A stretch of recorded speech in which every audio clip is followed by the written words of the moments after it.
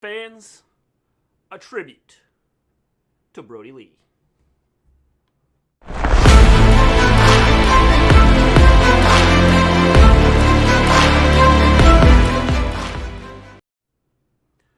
Welcome back to the Wrestle Story. We discuss all things wrestling, the legends of the past, the superstars of the present, and the trailblazers of the future. We stream every Monday after Raw, every Wednesday after AEW, and every Friday after SmackDown.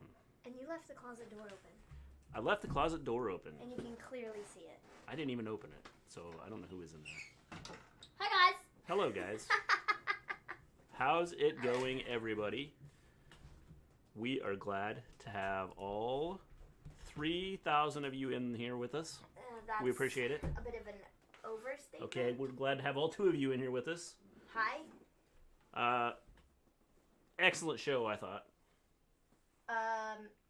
Yeah. Well done. Excellent way to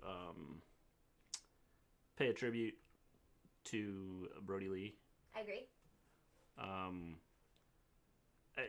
The family, you know, I'm surprised that they could hold it together. Mm-hmm. His son, you know, seemed to be he held it together pretty good. And some of the wrestlers, you know, I was kind of curious as to how they would handle it. And overall, I thought all of them did pretty good. Hi, James. How you doing? NXT is great tonight, and main event is still going on. I'm assuming that's what that means. Rest in peace, Brodie. Yes, sup, bro? Just like the vid. Love Dynamite tonight. Yes.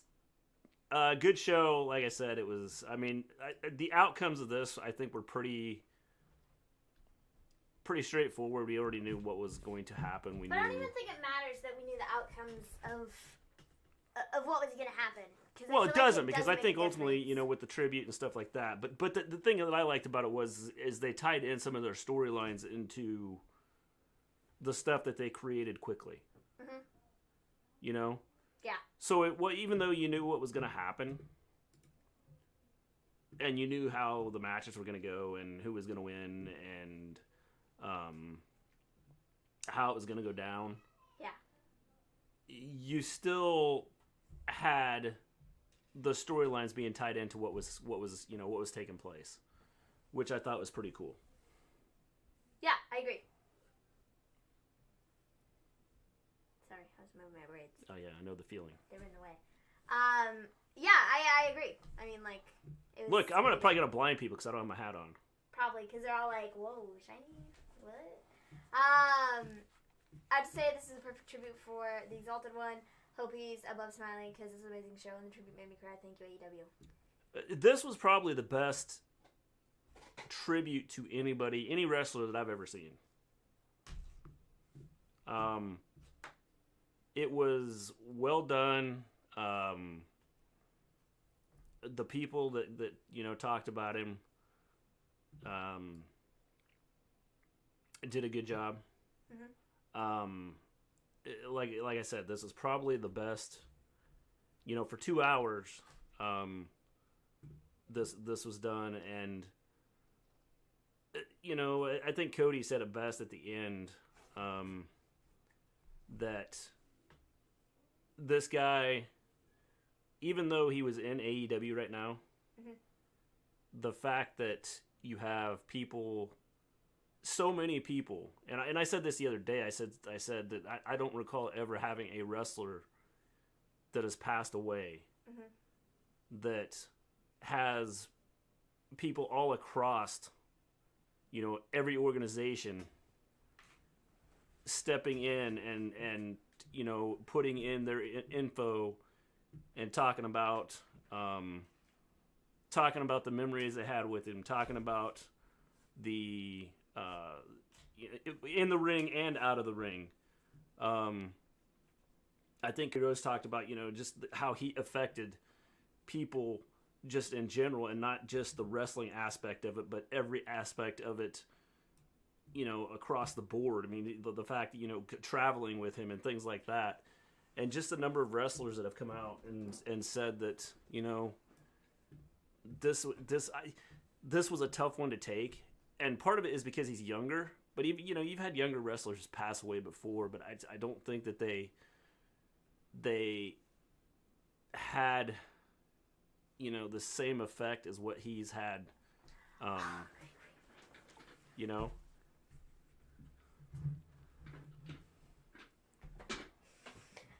did not cry the entire show. And then I get on here and I'm a blubbering fool. What is this garbage? Jeez. Do you need a Kleenex? Yeah, I think I do. I should have grabbed a box of tissues. I'll go grab it. I'll get it. Okay. It's fine. So, I mean, it's one of those things where, by the way, hello, everybody. Just the fact that he, reading all the stories and stuff about him and hearing all the stories about him. She's in the hallway laughing at me. It's one of those things that you sit here and you go, wow, it just seems like a really cool guy. And,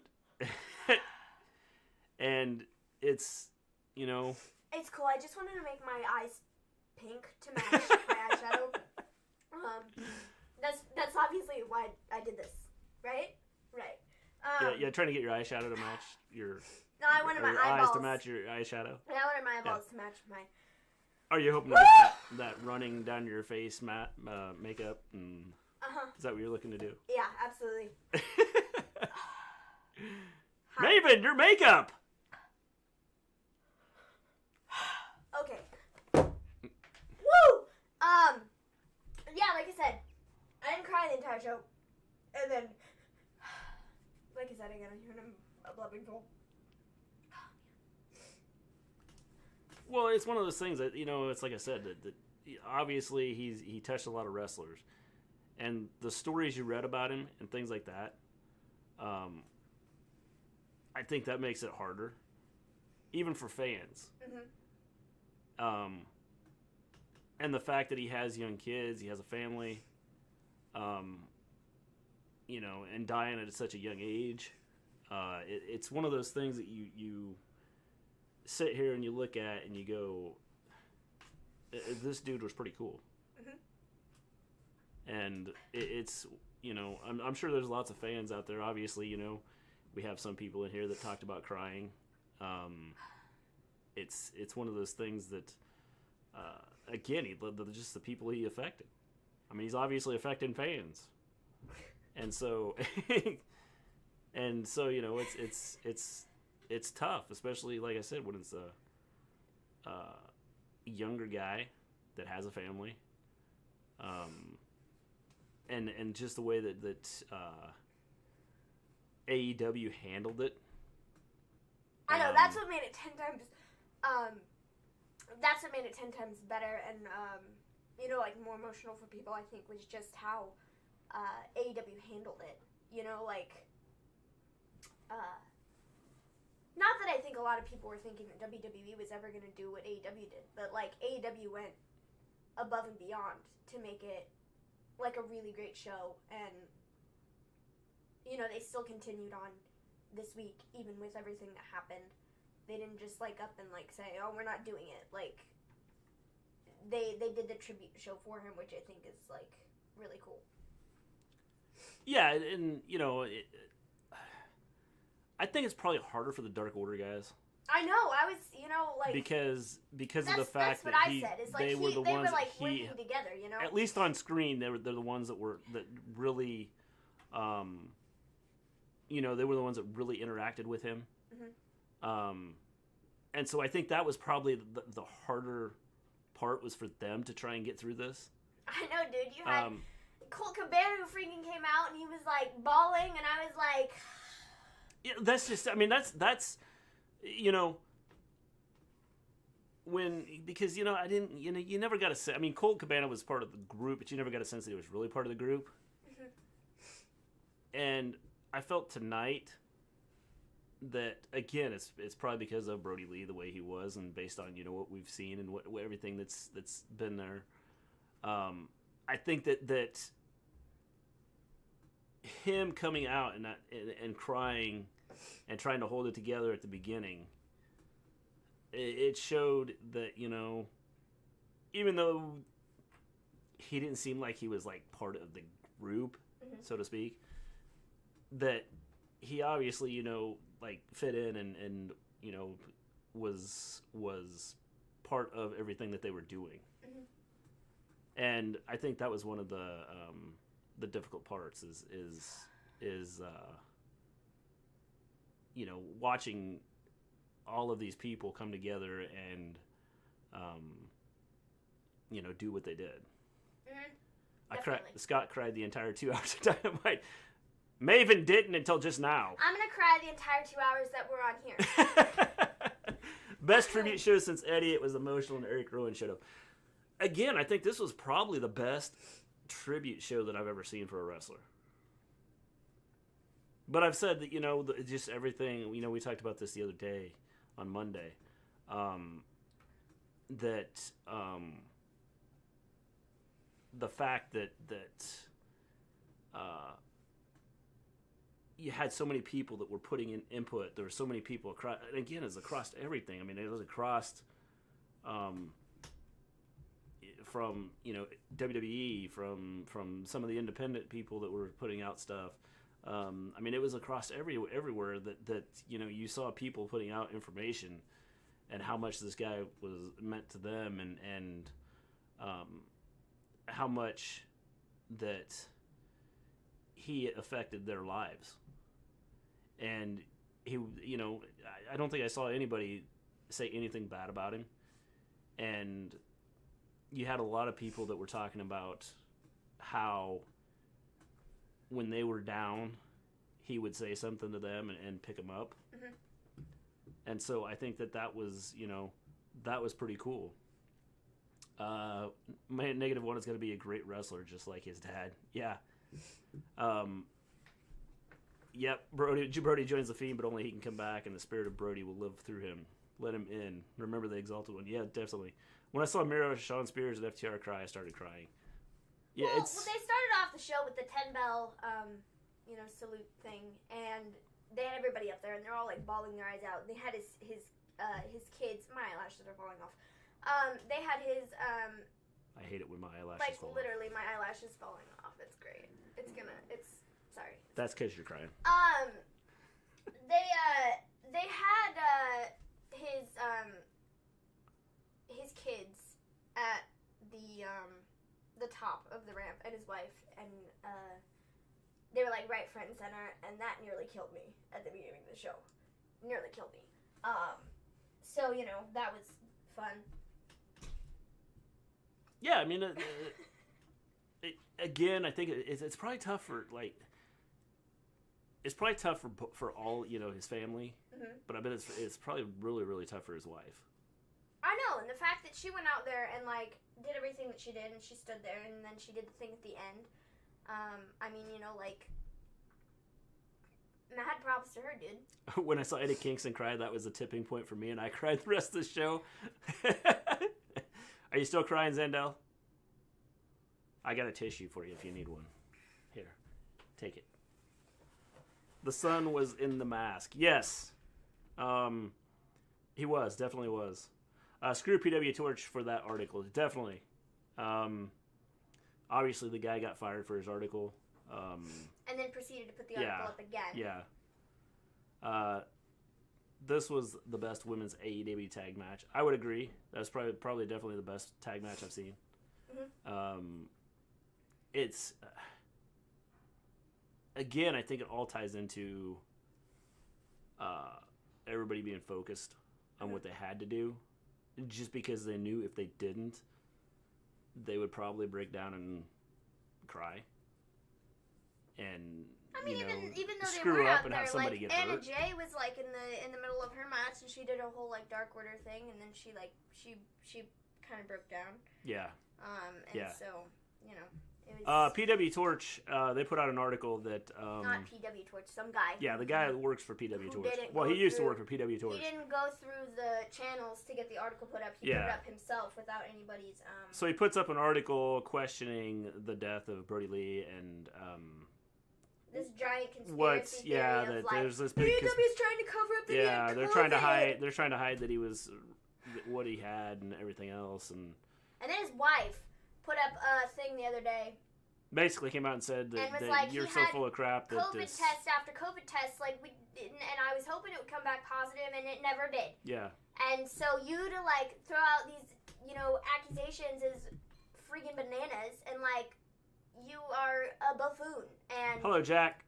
And then he kept the article up anyways. They took it off the website and cut ties with him, but he put up the article again and was like, I still stand by what I'm saying. He's a piece of trash. Yeah, pretty much. I liked the first match, how the guy had cool number of moves, then pointed to the camera and dedicated it to Brodie. Yes. Again, it was outstanding. Everything they did was outstanding. Just an amazing show that they put on.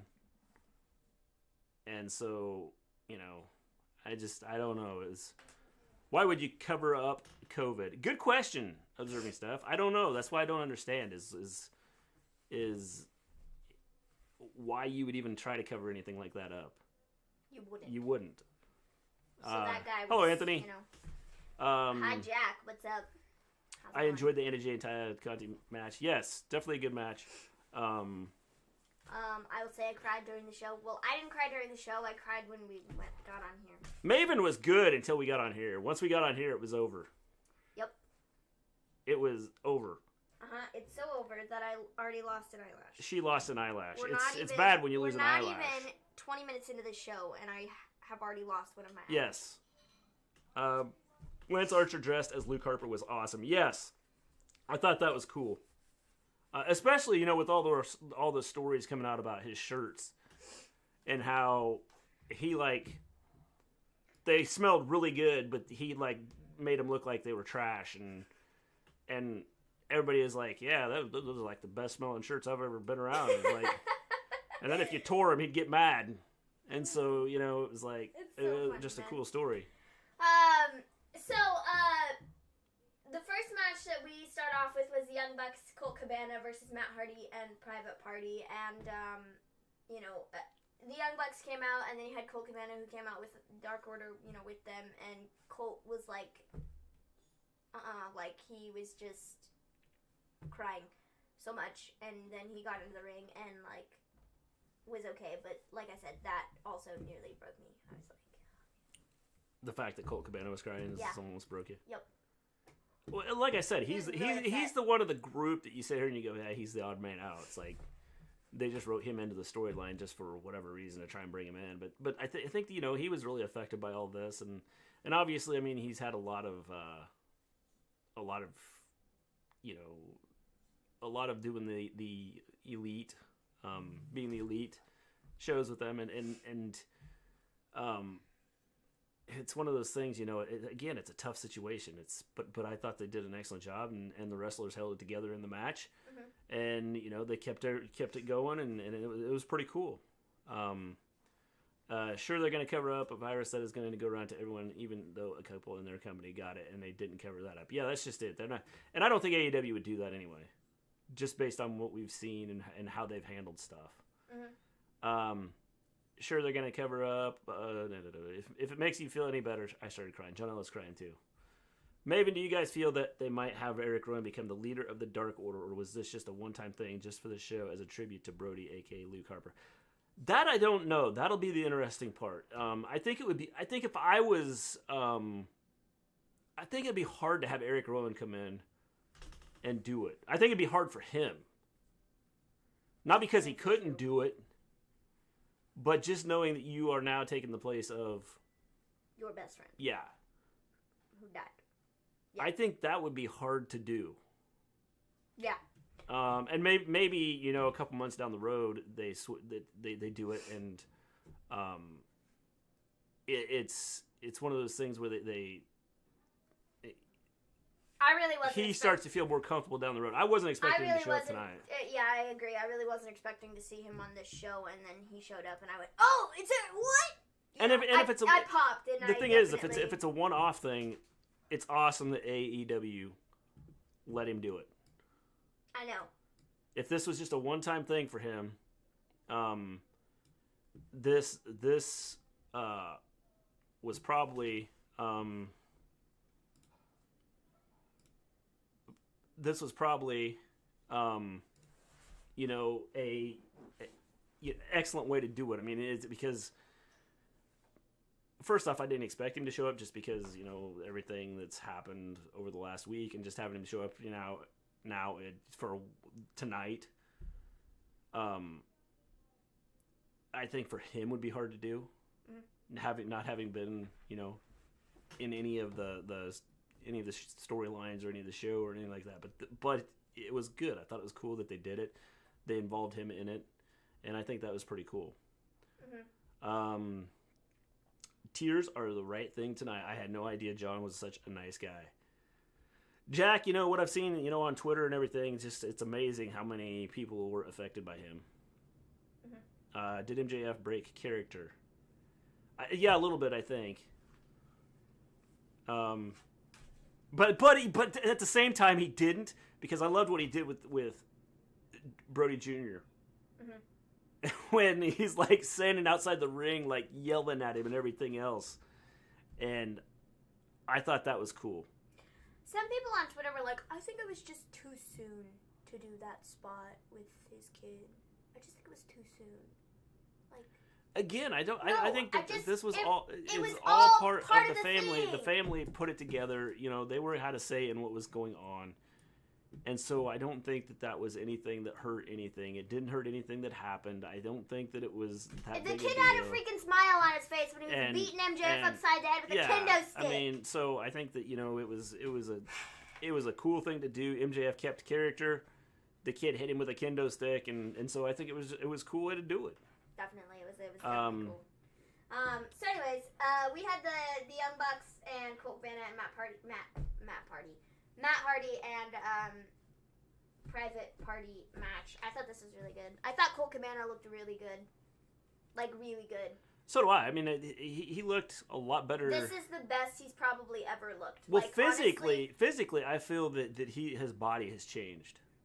I would say so, too. I feel like it's been a while since he's been, like, used on television. Yeah. Like, in a wrestling capacity. You know, I feel like he, he's lost weight. Yeah. But gained some muscle. Yeah. I think is just looking at him. Definitely. But I thought he looked really good in the ring tonight. I thought that this was probably, like I said, the best he'd ever looked. I mean, I think it was, you know, probably a mix of, like, wanting to do Brodie proud and you know, going out there and be in the Dark Order. Yeah, definitely. And so I think he looked really good. Hopefully the tragic passing of Brady Lee brings others together. Life is precious. Cherish each moment you have on this earth. Scott, I would like to have that happen, but, you know, we live in a society where, you know, a lot of people don't look at it that way. It'll be like, okay, we're going to, like, worry about this now, and then next week, next month, things will be back to just the way they were, and I just don't like you, and that's the way it is. Just because that's the way a lot of people are. I feel like this is a one-time thing for Rowan. Could be. Man, just a sad way to end 2020. Hashtag rest in peace, Brody Lee.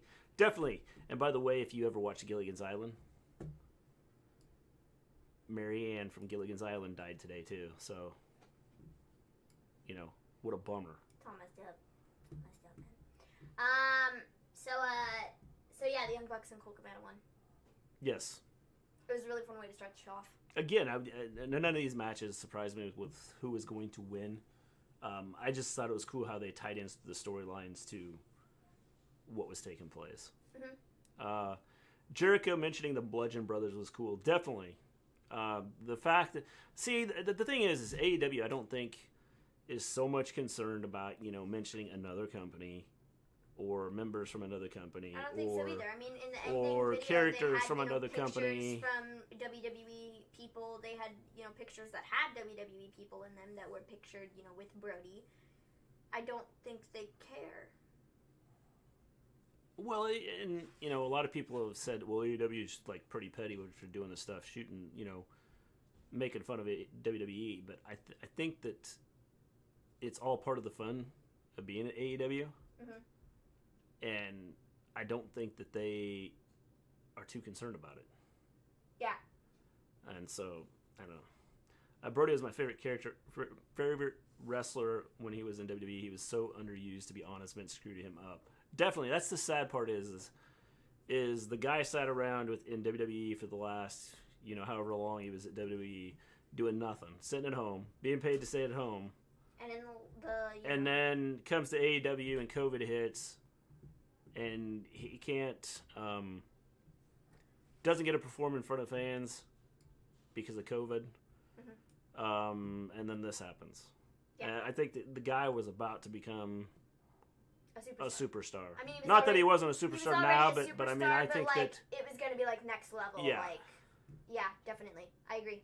That's what it was in that 6-man tag match. I didn't get how the signatures look more painful than the finishers.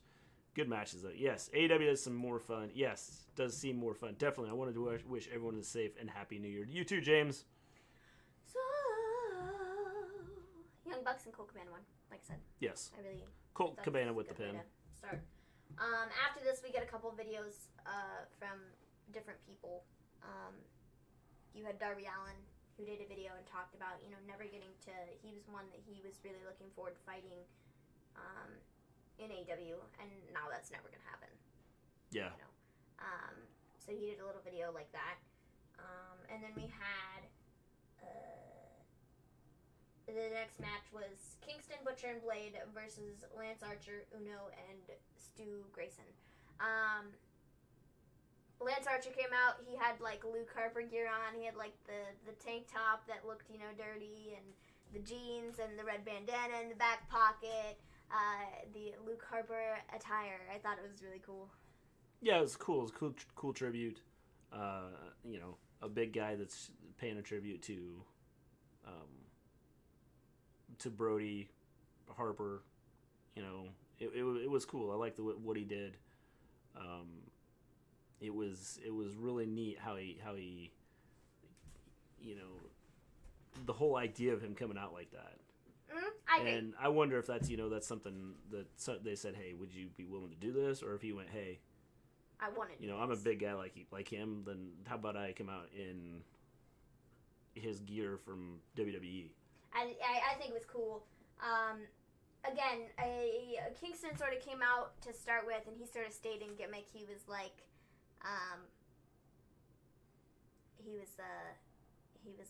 Brodie, I miss you, and I love you. But your group ain't nothing without you, so I'm gonna like beat them up. Yeah, I thought it was pretty funny. That was pretty cool. And well, again, it's tying in a story to, even though there's a tribute going on, it wasn't totally throw everything out the door and just go out and put on these matches and then show the video at the end. It was we're going to put on these matches, but we're going to have some storyline to this, which I thought was cool. Do you think the Dark Order is going to be one of these staples in AEW, kind of like the Bullet Club in New Japan, where they can switch leaders and not miss a beat? Anthony, I think they probably could. I don't know how quick they'll do it though right now. Personally, as a fan of the Dark Order, I don't want to see them get another leader. I don't think they need it. Maybe they do something like you said. Maybe they put a picture up and they I think that's what they should do, honestly. They refer to the picture when they're looking for help. They would go, "Whoa, what would Brodie do?" What would Brodie do? And so, I mean, it's something they could do. I think that's what they should do, honestly. And I really don't think there's going to be, I know there's been a lot of questions of, who's going to take over and who's going to be the leader. But again, like I said, I mean, they've been,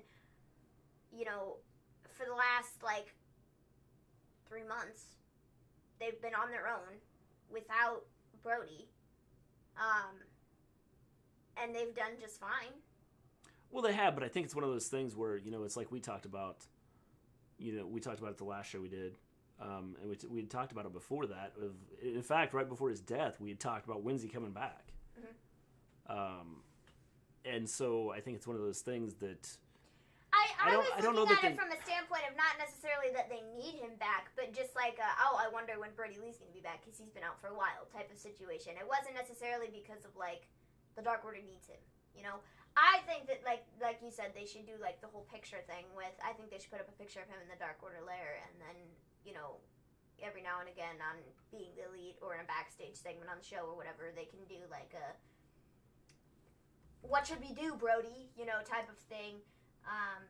Again, like I said, as long as the family's cool with it, and as long as, you know, all the members of Dark Order are cool with it, I think that it would be something neat to kind of keep him, you know, keep his memory alive and, you know, keep his legacy going. Yeah, definitely. I think it would be cool. Definitely. Dawn Wills of Gilligan's Island died of COVID. She was 82 years old. Always tell your loved ones you love them. Definitely, James. Definitely. This COVID thing is for real. And we still have people that don't believe it. Yeah, I like how they kept the tribute going throughout the show. Well, luckily, this terrible year is almost over. Yep, John L., but I have a feeling it's going to be a terrible year to start off, at least through January, because there's going to be a lot of people dying. I will definitely say this Dark Order will be bigger than ever, or now officially baby faces.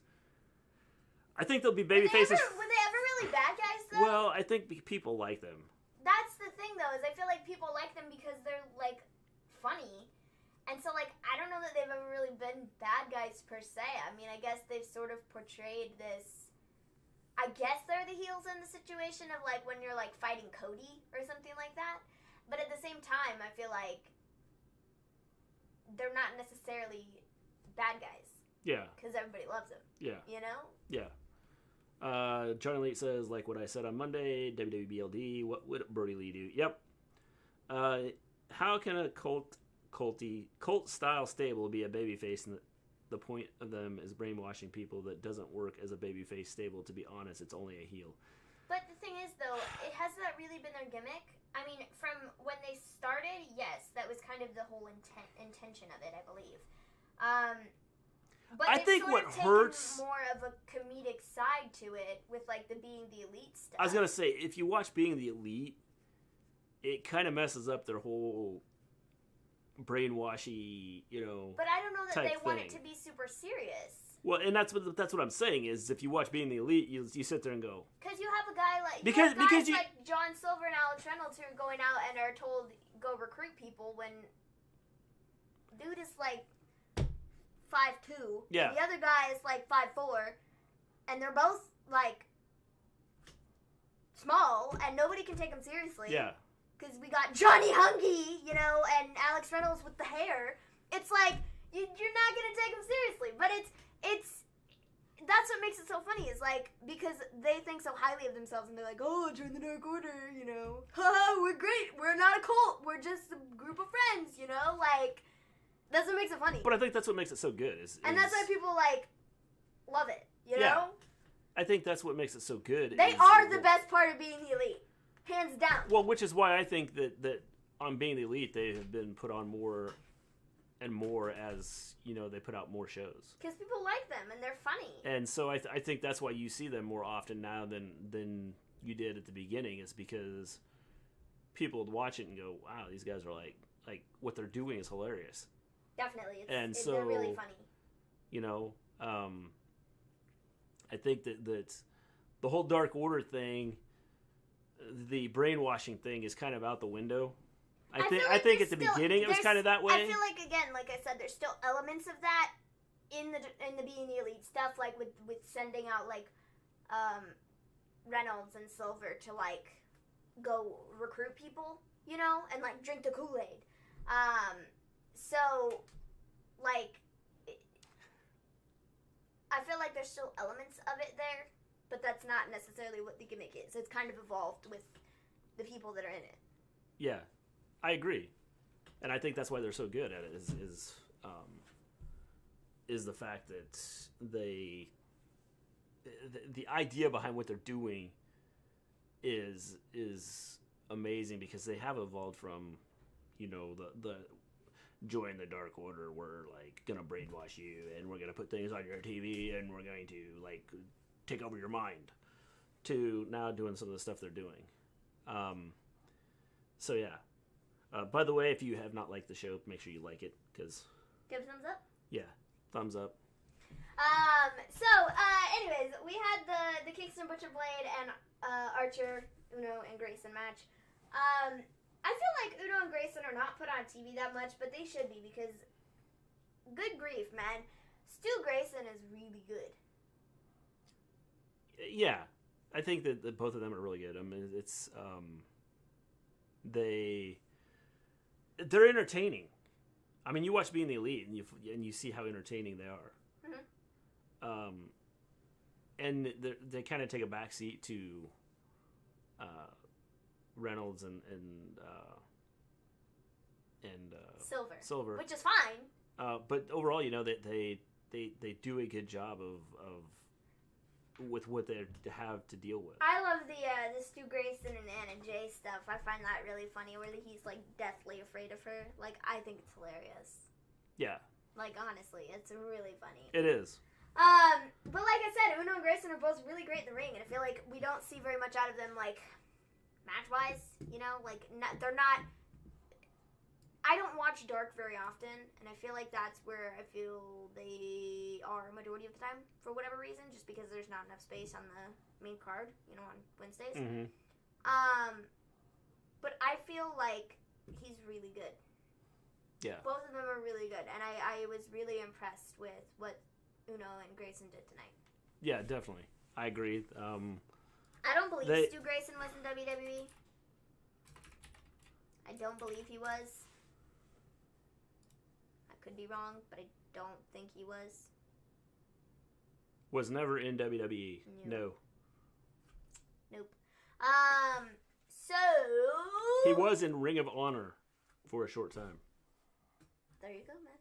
But, never in WWE. Didn't think he was in WWE. Sorry, guys, but breaking news. The Grand Metalik is facing Santos Escobar for NXT Cruiserweight Championship at New Year's Evil. Cool. That's because Grand Metalik got tired of being on the main show and doing nothing. Just saying. He was like, I'm going to go to NXT and do nothing. Rhea and Raquel's last women's standing match next week.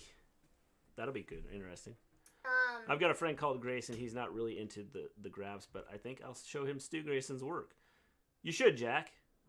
And he might get into it. He might think, hey, man, that's pretty cool. Let's check this out. Yeah. That was that. Yeah. That was... Uno got the pin. As expected. On Butcher or Blade. I don't remember. Pretty sure it was Blade. I think it was Blade. Yeah, I think so. So you got the pinfall on Blade. That was cool. And after the match, he was like really emotional and was all like... And so, yeah, that's pretty much The good thing about it, when you're crying under a mask... You can't tell. Nobody can tell. You can't tell, man. So, like, you know, it just gets soaked up into the mask. It's no big deal. So that was... Maybe when you did the laugh earlier, you kind of sounded like Krusty the Clown from The Simpsons, LOL. And I've never seen The Simpsons. She's never watched The Simpsons, so she don't know what you're talking about, Anthony. Nope. I know what you're talking about, though. So, yeah, that was that match. The next match we had was, really, I was surprised that we had this one in this slot of, like, men. But it was Hangman Page, Silver and Reynolds versus MJF, Santana, and Ortiz. Silver and Reynolds came out with the gear that Brodie gave them. I thought that was really cool. You know, Silver just looks like in that gear, he just looks like, I don't know, it's like a little dude. You don't even look like you fit in that. It's like you look like you don't look like a wrestler wearing that. It's really funny, man. So yeah, I thought the gear was really cool. I feel like it almost makes him look shorter. It does. I mean, it's like, do you have any legs? That's why I think that's why he wears the trunks, because it's like pants don't necessarily work. Well, yeah, because I mean, like his legs are this long. I feel like I never realized like how short he was until Hello, Anthony. How you doing? You know, they and until he was there with those that you know, the Brody Lee outfit. Yeah. I think it's really freaking cool, and I hope he continues wearing it, but it does make him He just shorter. looks, I mean, he looks like a little kid. Honestly, I'm like, you watch him and it's like, why is there a little kid wrestling But now? he's a jacked little kid. Well, yeah, he's on steroids. That's okay. You know, a little kid on steroids, no big deal. So yeah, I think the gear is so cool. Like I said, they did this one move, where MJF like took his head and like bounced it off the top rope as one does. You know, like the what is that? No, he like grabbed his head and like pulled it down on the top rope. You know. A choke. Yeah, that I suppose, but he like is barely tall enough to like reach it, so it's like just his chin, so it's not really like. He's like, dudes, we can't do that. We gotta do the middle rope. Because he's like not tall enough to. But put me next to Marco Stunt, and I look like a giant. Oh God, I love John Silver and Alex Reynolds. They're so freaking funny. There. Krusty. Oh, I was brushing my teeth and missed it. Both of them were like trying to hold it together. Looks like a little kid trying to wear a respirator's gear talking about John Silver. Yes, definitely. It was they were both like trying to like hold it together, and it was like really like tough to watch, but they held it together long enough for the match. And I thought what was hilarious about this was the running gag on being the elite was hitting people in the head with wads of paper. Yeah. So he had both John Silver and Alex Reynolds opened up their coats, and they had the wads of paper in their trunks and pulled them out and beat Santana and Ortiz in the head with them. Yes. And then Adam Page did the same thing to MJF just a couple minutes later in the match. I thought that was really funny. It made me laugh. Definitely, it was funny. Hilarious. It was good. Just the whole idea behind it was pretty cool. It was hilarious. I loved when Adam Page did it because he like opened up his vest, showed MJF, and then he like and stood there like they were getting ready to draw, and then took him out and did it. It was pretty good. It was so funny, and that like watching on Being the Elite from Monday, they had the like Brodie's a Brodie compilation of all this stuff, and they showed like all these clips of him hitting people in the head with the paper, and they had the one with Trent's mom Sue. Yeah. And she threw the paper, completely missed, and Brodie like. Yeah, if you have not seen that Being the Elite, you got to go watch that one. He doesn't break character very often. No, he broke character there. But he broke character there. He was definitely laughing about it. He's like, do it again. And it was really funny. It's just such a fun, interesting little like, yeah, like definitely. We're just gonna throw paper at each other, like yeah, like okay, and then it stuck. Yeah, and it ended up working out. And everybody laughs at it because it is pretty funny. Hi, Ivan. Hello, Clark. How you doing? Just came to say hi. I'm watching college football right now. So, Ivan, you're watching my Sooners beat up on Florida, right? That's what you're watching. Shared the show, guys. Thanks, James. I'm taller than Marco Stunt, and I'm short. Moves called the guillotine. I call it the chin up, because that's about what it is. Which Being the Elite is that? I will look. We'll have to find it. I'll find it, and I'll tell you which Being the Elite is. Funniest part of this match was Jericho and Tony arguing about Eric Rowan or Eric Redbeard, what they should call him. Yeah, that was pretty good, too. You can watch it. It was good. You can watch, it's just called Sue. Yeah. I'm a fool. But you can also watch it on the Brodie Being the Elite episode from 2 days ago. And that one has like a whole bunch of a compilation of like Brodie's like greatest Being the Elite moments. So. Yeah. My favorite part of the show is one Jake the Snake Roberts did a short arm clothesline that Brodie usually does on Eddie Kingston. Yeah, I mean, I thought that was cool. Everybody got involved tonight in some way. Everybody that was out there were getting involved. Mm-hmm. And so, it was pretty cool. Clark said, hello, a famous wrestling promoter once said someone can't be a nice person if they want to make it big in the wrestling business, and he's right. I don't think that's necessarily true, because I think, like, with this whole thing with Brody Lee, I think he was on the way to making it big. I agree. Not that he wasn't already. He wasn't going to make it big in WWE just because of the way they did things. Yeah. And so I think he was on the way to being huge in AEW. I agree. Yes, how did you know? Ivan, I know everything when it's my Sooners. I'm a huge Oklahoma fan. And so, see, I knew exactly what you were talking about. So there. Everyone Shane McMahon will drive the bus. 41-13 OU winning. You definitely. have to be in the Gimme a Hoya chat to know what that means. Yeah, what's the, like... Jack, I missed it. So what's the whole driving the bus thing? It's hard to explain. Okay. Anyways. I need to come into the Gimme a Hoya more often. Probably need to get in earlier. That's probably what I'm doing is I'm missing it. Because I'm not in there early enough. But yeah, you need the... Yeah. You. It's hard to explain the joke. Yeah. I know Zandel, we are killing Florida, Mr. G, and I am OU fans. That's right, Ivan. I'm a huge OU fan. Brady Lee should be in the WWE Hall of Fame. Not that it matters, Anthony, just because of, like, there's a lot of people that should be in the WWE Hall of Fame. Cyndi Lauper's not in the WWE Hall of Fame, and Donald Trump is, so it's a joke about Hall of Fame. I think he's going to be one of the first people to go in the AEW Hall of Fame. Definitely. That's what I think, if not the first person. Yes. I think right now that could be, that would be, they could start that now, and he could get in. Mm-hmm. Mr. G, where did the Oklahoma Boomers Sooners might have come from? Do you know, since you are a Sooners fan?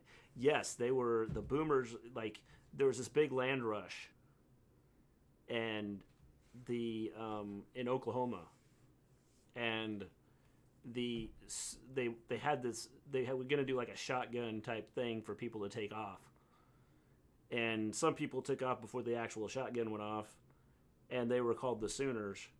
And the ones that took off after the gun went off are the Boomers.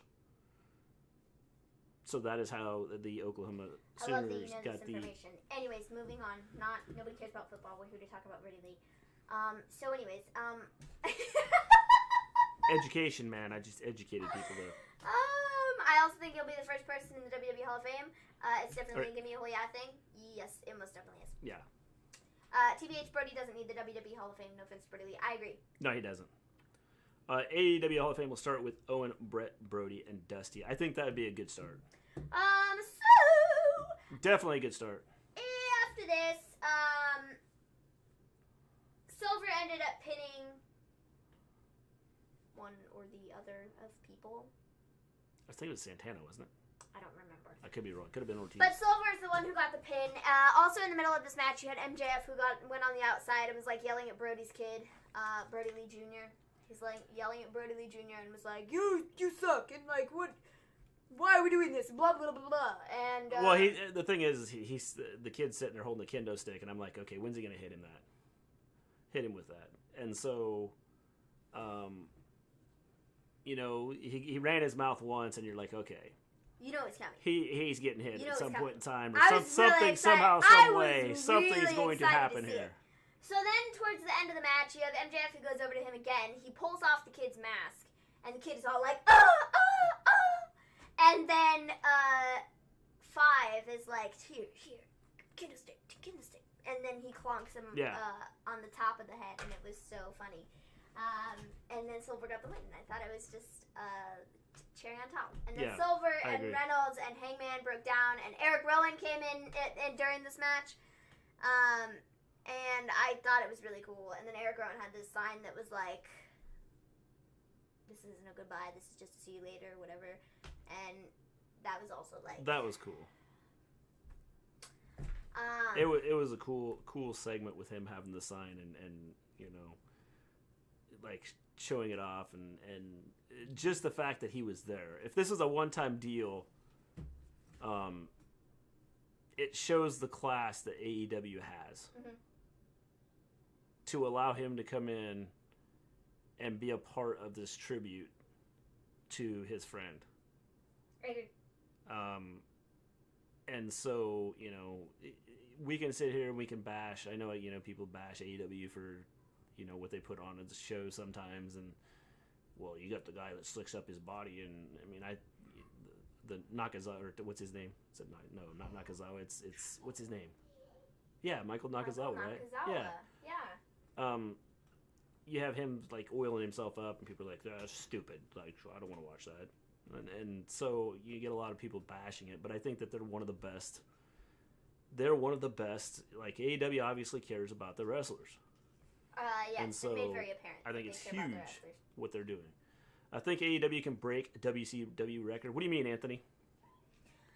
WWE Hall of Fame is a joke. Like, why is there a celebrity wing for wrestling promotion? Hall of Fame for wrestlers? It makes no sense. Starting John, I'm cool with having the celebrity side of it as long as the celebrities have more to do than like a one-time deal or a two-time deal. Not Donald Trump. I personally think Cyndi Lauper should be in the Hall of Fame because I think that personally she helped create build stuff. WWE with the whole rock and wrestling thing taking place. She kind of helped make it mainstream and took it over to a new level. I agree. With everything she did with Wendy Richter and Hulk Hogan and the fact that she's not in it is ridiculous. And maybe she doesn't want to be in it. I don't know, but it's just the idea that she's not in it is totally dumb. You guys know, I'm pretty sure Hunter knows this too, but no one watched NXT tonight. When you have the WWE wrestlers not watching it, yeah, I'd say that there weren't very many people watching it. So yeah, after that we had Anna Jay and Tay Conti versus Britt Baker and Penelope Ford. This is another really good match. I think Anna Jay and Tay Conti looked really good. Yeah, again, I mean, this was probably one of the better women's tag team matches they've had. Anna Jay was kind of, tearing up during this match. Yeah. She was, upset. And so, Yes. She put out this tweet earlier today, something about, how she got the number 99, and it was because of this hockey player or something with hockey. And Brodie got a say in her number, and he was like, "You're going to be 99. Yeah. And you don't even get the reference because I'm the only person here that, cares about hockey, but, whatever, it is what it is. You're 99 now. Yeah. And so reading all the stories is really cool, man. Yeah, it is. It's definitely cool. I cried again. My brother teased me for crying. It's okay, John L. Don't cry. I did. I'm kidding, John L. Go ahead. If you need to cry, cry. It's no big deal. We lost someone near and dear to us. It just sucks. It does suck, John L. And it's one of those things. Crying isn't a big deal. Even, you invest in these wrestlers and the entertainment you watch, and when you have something like this happen, it's a shock. Even if you don't have a personal relationship with them, the fact that you've watched these people and they've been a part of your life, Pro Wrestling Tees says that less than 30 days after Sting beat our record for most shirts sold within 24 hours, Mr. Brody Lee broke that record before the end of Dynamite after less than 2 hours. All proceeds from the shirts go to benefit his family. So his new shirt. He has a new shirt. His hours. New shirt on Pro Wrestling Tees is pretty cool. I don't know. Do you have a picture of it? There's a picture of it. I'll find it. So anyway, his new shirt on Pro Wrestling Tees was and at the bottom it says "Exalted to Heaven." That's his new shirt. So it's pretty cool. We should get some Brody merchandise. I mean, if they can last longer than WCW for years. Anthony, they've got the money back in them. I think that they stand a good shot. As long as they keep doing the stuff they're doing now, as long as they keep doing that, I don't see any, and they don't go, totally off the wall and do stupid stuff. I could see AEW sticking around and becoming big. They're willing to work with, some of these other companies, obviously with Impact. The wrestlers are willing to take a step back. It seems like I don't remember if it was on tonight's show or if I read it somewhere. They were talking about Brody Lee and how it wasn't about him. And I don't remember who said it, but they were talking about a match that they were having with him, or some storyline they were doing with him, and it wasn't about Brody Lee being put over. It was about doing what's best for the company. And so I think AEW seems to be that kind of deal. Yeah. Obviously, you know, they've let some wrestlers out of their contracts when they didn't want to be there without, you know, raising a big stink about it. Yeah. And because I think they feel if you don't want to be here, then go ahead and go. But I get a feeling that it's just more of a collaborative effort. Well, I want to say it's like a family environment. Yeah, that's what I always say. It's like not just, you know, watching the weekly shows and then you sort of have the behind the scenes look at like the being the elite stuff. It seems like a cool place to be. Yeah. You know, it doesn't seem like yeah, it's like work, but at the same time, it doesn't necessarily, like on the outside looking in, it doesn't necessarily look like it's like, you know, do this or you're fired, you know, like it's not stuff like that. Like they're all there, they're all having a good time all the time. They're all best buds. Yeah. And they're like, it's a party, you know? Yeah, I agree. Which is cool. It just seems like everything about it just seems like it seems like management cares about it more. Seems like, you know, like I said, if you don't want to be there, they'll let you go. They're not going to force you to stay. If you need time off, they'll give you the time off necessary. It just seems like that it's like I said, it's like a family type thing, and not just a, you know, show up to work and this is what we're going to do. And it seems like the wrestlers have an input on what they're doing. And so I think that's a huge part of it. I know I read a story where this whole, like with Brody Lee, the idea of him coming in and being part of the Dark Order, initially he was like, nah, I don't know, we'll give it a shot, but I don't know that, you know, that I really want to do this. And so he started doing it, and he was like, you know, this is pretty cool. You know, I like what we're doing here. So, well, the other thing about it is it looks like everybody's there and like having fun and is enjoying what they're doing and isn't like just going out there to do it just to do it. Yeah. You know, they're definitely. Like, they all feel like they have a purpose in their whatever storyline they're in or whatever they're doing or whatever backstage segment they're filming or whatever silly video they're doing for being the elite. They all feel like it's for a reason. Yeah. Yeah, I agree. Seeing Anna Jay lose it made me emotional, bro. Yep. That's the way a lot of people were tonight.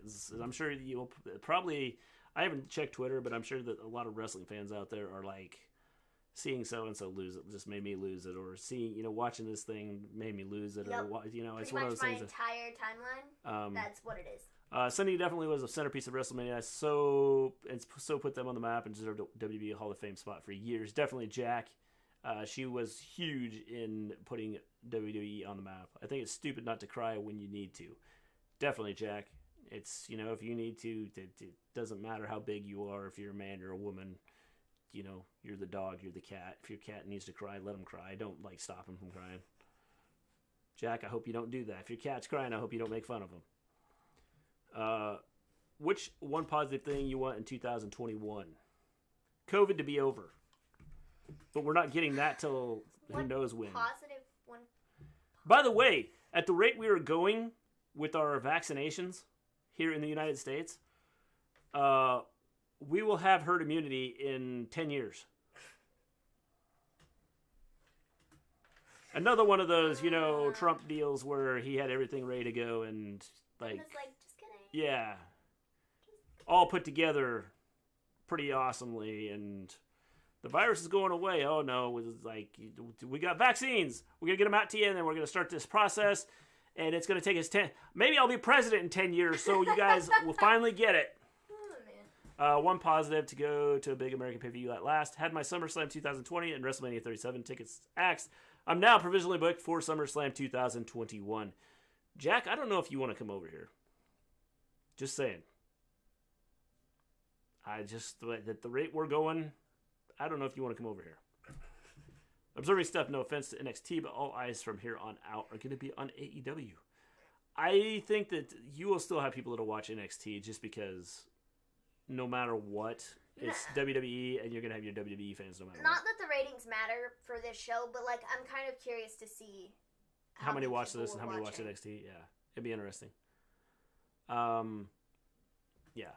I still try to watch both. We try to watch both. We've kind of changed our format to where we don't watch them the same night. It's easier to watch them just like because separately. it's hard to do the same night. It's easier to watch them separately, which is why we started doing Thursday shows with. That's amazing. Whatever happened to Eric Rowan? He showed up tonight, James. He was on AEW he got tonight. Fired from WWE, and then he said, I'm not doing anything right now until the pandemic is over, and so. Yeah. So that's what happened to him.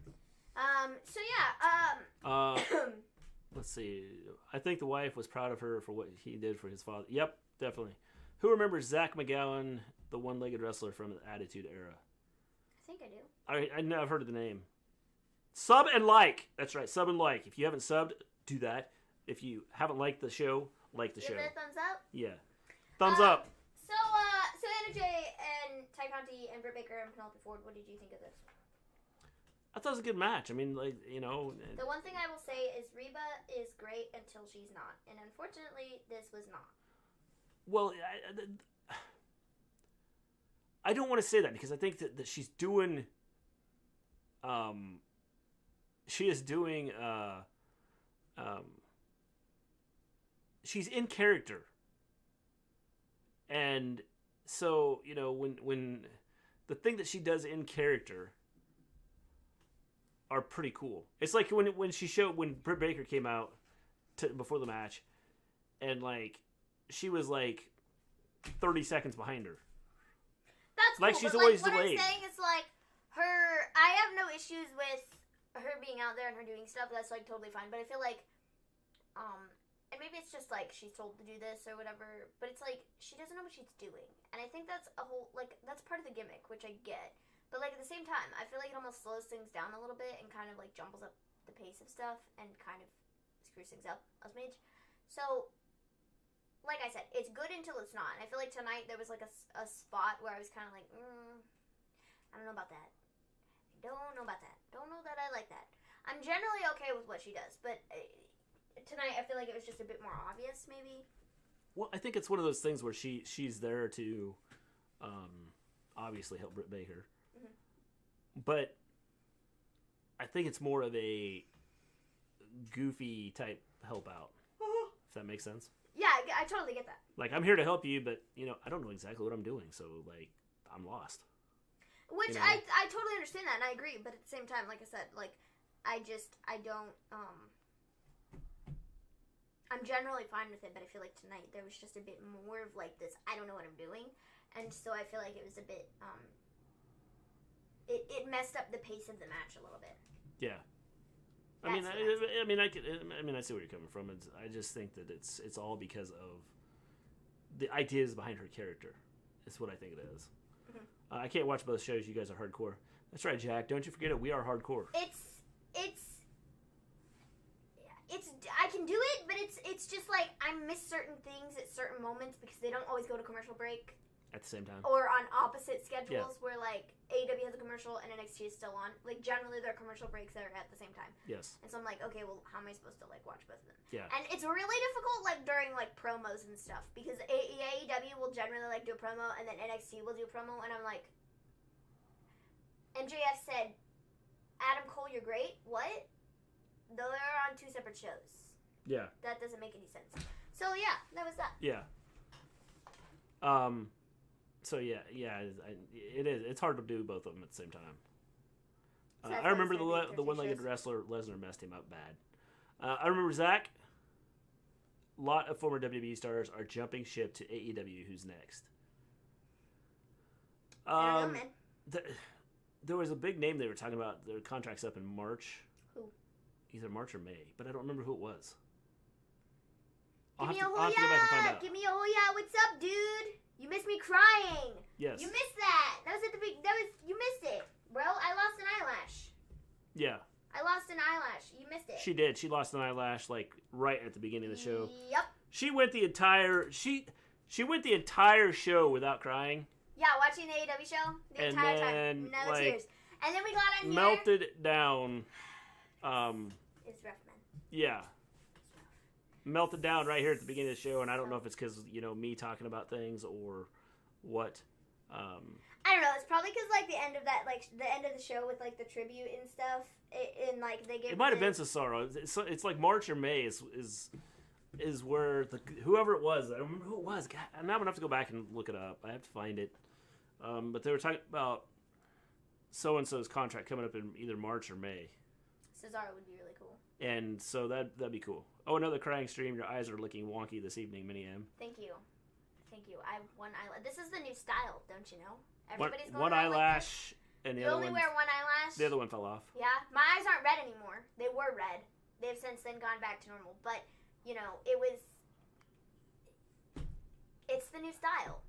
It's hard to watch both shows at once. Definitely, it is. It is hard to watch both shows at once. So anyways, there was also this other tribute video with Chris Jericho. You saw this Chris Jericho one, right? You weren't in the room with me when I was watching it, but did you see the Chris Jericho video? It was so all over the place, it made me laugh. He was like, so one time we were in Saudi, and I was sitting in this dressing room, and there was this thing on the ceiling, and it was like this sticker or whatever, and I was like, it was really bothering me.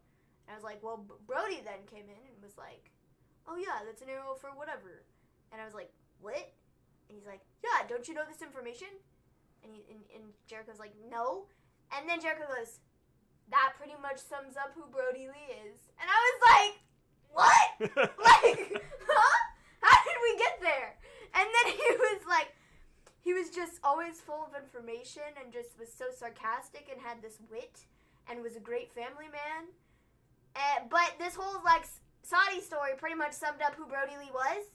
And I was like, huh? What? Well, again, I think it's It was really funny, though. It was really funny. It made me laugh. And I saw that there were lots of other people on Twitter that were like, this Jericho story is like, I laughed. It was funny. Because it was. It was like so all over the place. Very Jericho, though. I feel like that's like how Jericho would be like on the daily basis. You know, he's just kind of like everywhere. Yeah. It was really Jack funny, wants though. to know what wonky means. Messed up? Yeah. I don't know. Pretty much. Hey, Gimme. What's up? Hello, Zendel, Jack, every one of you beautiful people. Well, thank you, Gimme. I know. Jericho's story was funny. It was funny. It Yes. was so funny because it was all over the place. Like I said, it was just like, it was hilarious. Yeah. Because it was like, huh? What? And then you had Jericho's dog, where he's like, you know, my dog doesn't like anybody. I have this dog, you know, I've got many dogs, but I have this dog that doesn't really like people and is pretty mean. And when Brodie came to my house, he put his hand out and the dog, like, licked his hand. And that's how you knew Brodie was a good guy. Because of the dog. I was like, okay, I'll take it, but Yeah. okay. It was really funny, though. Yeah. It was really funny. I feel like they, like, purposefully told him, like, make this story as, like, you really have to, like, connect the dots as possible, Chris. Like, we want you... We need you to draw a picture so we know exactly what you're talking about. We need you to tell this story that's so all over the place, and then we want you to say, that pretty much sums up Brady Lee as a person. Like, that's what we want you to do. And they'll be like, okay. Like, I feel like that's what that was. It was really funny. Yeah. It's hard to watch both shows at once. It is, Johnny Lee. It is hard to watch both shows. I know what wonky means, but I was just thinking nothing looks wonky.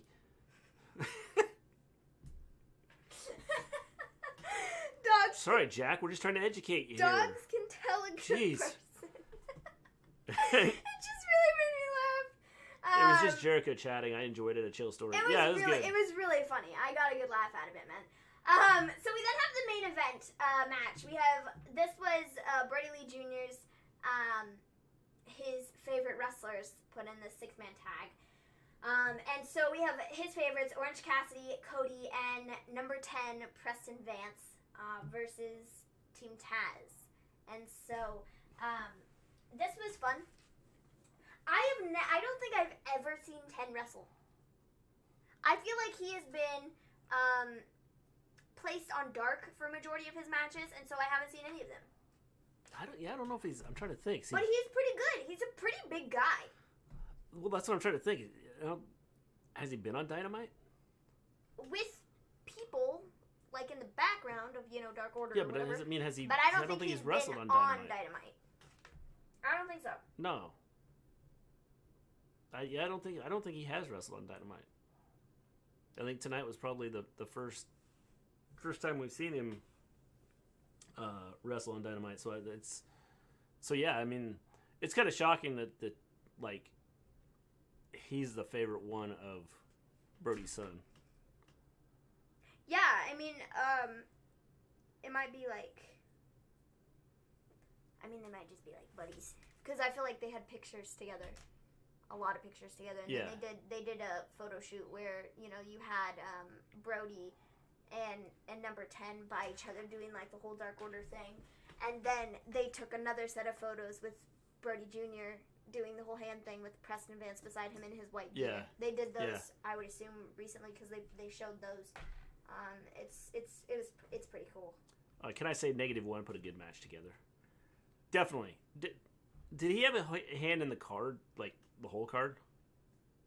I don't know. As far as I know, he did the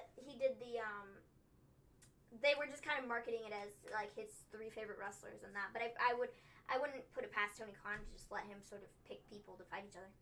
Which is why I thought we had kind of some of the oddball matchups, because I thought that this was kind of him picking who he wanted to see wrestle, team up with each other, and so that's why I kind of thought that it was the whole card was his idea. If that's the case, it's really cool if Tony, like I said, regardless, it's really cool if Tony Khan to give him the power to do that and sort of make the matches and Definitely. Stuff. I think it's really cool. Jack's dog Muttley could tell good people. He was an awesome dog. Did he just die of old age, Jack? I think Brady's wife and son did, which would be really cool. Don't search for WWE on YouTube and look at the thumbnail for tonight's NXT Damian Priest vs. Karrion Kross. Wow. Okay, now you come in here like that and you tell me don't look for something. You know what's going to happen. I can't believe that, don't do that. Aunt, don't do that. Because I'll look it up. I think he was trained by Brody Lee. That's interesting. That's pretty cool. Probably just his Brodie Jr. favorite backstage. Yeah, that could be it too. I think Brodie's wife and son did. That's what I thought, Zendel. I thought that both of them, or at least the kid, had a huge part in creating the whole card. What do you have to do to be part of AEW creative team, bro, or just a part of the backstage team? I don't know. Write them and see. Oh man. Find them on. Find their email and just write them. So Jenny's here. Hello, Jenny. Orange Cassidy, Cody, and Preston Vance. They, were fighting. Like I said, I think 10 looked really good. I've never seen him wrestle before. I don't think. And he looked really. It was pretty impressive. Yeah. He had a nice looking power bomb. He did the Brodie power bomb, which I thought was cool. And then I feel like we need to give everybody, obviously, all of the Dark Order people, but Cody too. I feel like we need to give him some mad props because he must be feeling some type of way, with having the last match that Brodie ever did was with him, and it was a banger of a match. Yeah. And that was, the last match that he ever got the chance to be a part of. And it was with his first pinfall loss on television and his last pinfall loss on television where, it was Brodie and Cody. Yes. Which I think is really cool. Yes, definitely pretty cool. Yeah, it was really neat with, that the whole idea of that is interesting. And so, yeah, it was... Cody's definitely got to be feeling some type of way. Yeah. Because, Well, I mean, and he held it together long enough at the end to be able to speak and do his thing at the end. He was bawling his eyes out at the beginning of the show, though. Yeah. Everybody was, but, it was, you got to, wow, man. Muttley went in 2010 when he was 14. It was kind of old age, which took him. That is pretty old for a dog. 14 is a long time to live. So, then to finish off the show, we have... the Brady Lee Tribute, in which Brodie's wife and his son Brodie Jr. He came out and they put his boots and his bandana in the middle of the ring, and then Tony Khan got on the microphone and was like, "We're giving you the TNT Championship to take home for life. Brodie was the best champion. Now he's going to be the forever champion." They retired the TNT belt. So, cool. I'm fine with it. I don't have any issue with it. I'm totally fine with them retiring the TNT belt, giving it to Brodie, letting his kids have it. I think that's really freaking cool of TNT and Tony Khan to do. Well, I think that it's cool. Yeah, I mean, TNT to do it, AEW to do it, the whole idea behind it, I think is pretty cool. I'm curious to see what they do now. You know, with what they're going to bring in for a title, because obviously they're going to bring something in. Maybe not like quickly, but they'll bring something in for a new title. So, you know, it'll be something that's new. I just think it was interesting that they just went ahead and basically retired it tonight with them. Is a TNT belt retired or was a replica retired? I think that based on what they were saying, I think they're retiring the TNT belt. Let me go to the TNT Twitter page. I mean, I could be I'm wrong, pretty sure they said something about it too. TNT champion for life. Hashtag rest in peace, Brady Lee. I'm pretty sure they retired the belt. I'm pretty sure. Yeah, I think that they went ahead and just said nobody else is winning this belt. Yeah. Because it's Brodie's. Yes. That's a cool picture. Yes. Wasn't his first pinfall Moxley? Oh wait, TV. Duh. Yeah. First match on TV was Cody. So I think that they retired. They retired the belt, and there's a pretty cool picture here of. That's a cool picture. That is cool. Like that's cool. Cross versus Priest next week. Thoughts? I don't know. I don't know, James. Because I didn't see the show. I need to see stuff this week, so before we can give you our thoughts, see what happened. I wonder if that was the reason they took it off of Brodie because of his lung condition. I don't think they diagnosed his lung condition until after he lost the match. I think that reading, you know, the stuff I've read, I think it was a couple days or maybe even a week after he lost that match that he was like working out on they a bike diagnosed. or something, and he was working really out winded and didn't know why, and just couldn't like breathe. Was having issues breathing, and couldn't figure out what was going on. Again, I don't know for sure because nobody has really come out and specified anything, and they don't have to. You know. Yeah. They're making a new TNT title. I'm assuming, Anthony, they'll call it something different though. I don't think they're. Yeah, I don't think they'll call it the TNT title. I don't think so either. Darby didn't even walk out with the title tonight. Yes, he was just had his skateboard. By the way, that was pretty cool what they did at the end of the show with Darby coming out. You know, it goes dark and you get Darby's music and he comes out. And then it gets dark again. And I'm thinking, okay, where's Sting going to come out at? And he came out right behind Darby, which I thought was pretty cool. Yeah, I think that was cool too. The other thing I thought was really cool was Darby's paint. He had Brady Lee written all over it. And I thought it was really cool looking. Sort of his tribute to him. By the way, Taz's son's going to be bigger than him. Dude, Taz's son, did you see that suplex he did? Yeah. That looked fire. Yeah. It looked real good. Yes. No spoilers, please, on NXT, por favor. When are we getting -1 versus Darby? 9 years. I mean, the kid signed a contract. In 9 years, you're going to get -1 versus Darby. He'll be. See, top flight. Maybe 8 years because I don't know what the rules are. How old do you have to be before you can get a? I don't know. You got me, man. But top Flight was all like, we're the youngest signings in AEW. Not anymore. Yeah, that just screwed that up, didn't it? Not anymore. Just a couple weeks later. I don't know. It's interesting. Oh. Why the devil did they keep cutting the shots of the snow machine? Well, because the snow machine was working cool. really hard, and everybody wanted to see what was love, happening with it. I love Ricky Starks, Will Hobbs, Taz, his kid, all of them like standing there up on the top, and they're all like, "The snow? What is this snow? What is this snow?" It made me laugh. Yes. Especially Ricky Starks, because Ricky Starks is like, he is the expression god. Like, the look on his face was hysterical. He wouldn't want to be here right now because we got lots of snow. It was really funny. 18 to train for wrestling here in the UK. See, that's what I'm thinking is if it's 18, he's got 9 years. But then I thought, well, maybe at 16 you could do it. So I don't know. Well, I'm sure he could probably start that was his son. I didn't know that was. Yes, Zandel, that was one of his sons. He's got another one that's too young to know what's going on and doesn't totally understand. It's Taz. Oh. Yeah, that was his son.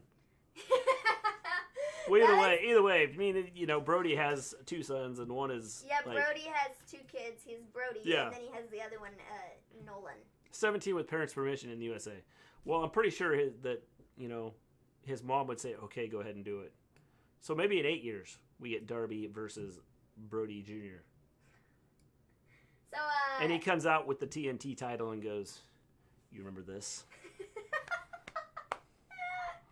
I took it from you 8 years ago. Without even getting in the ring with you.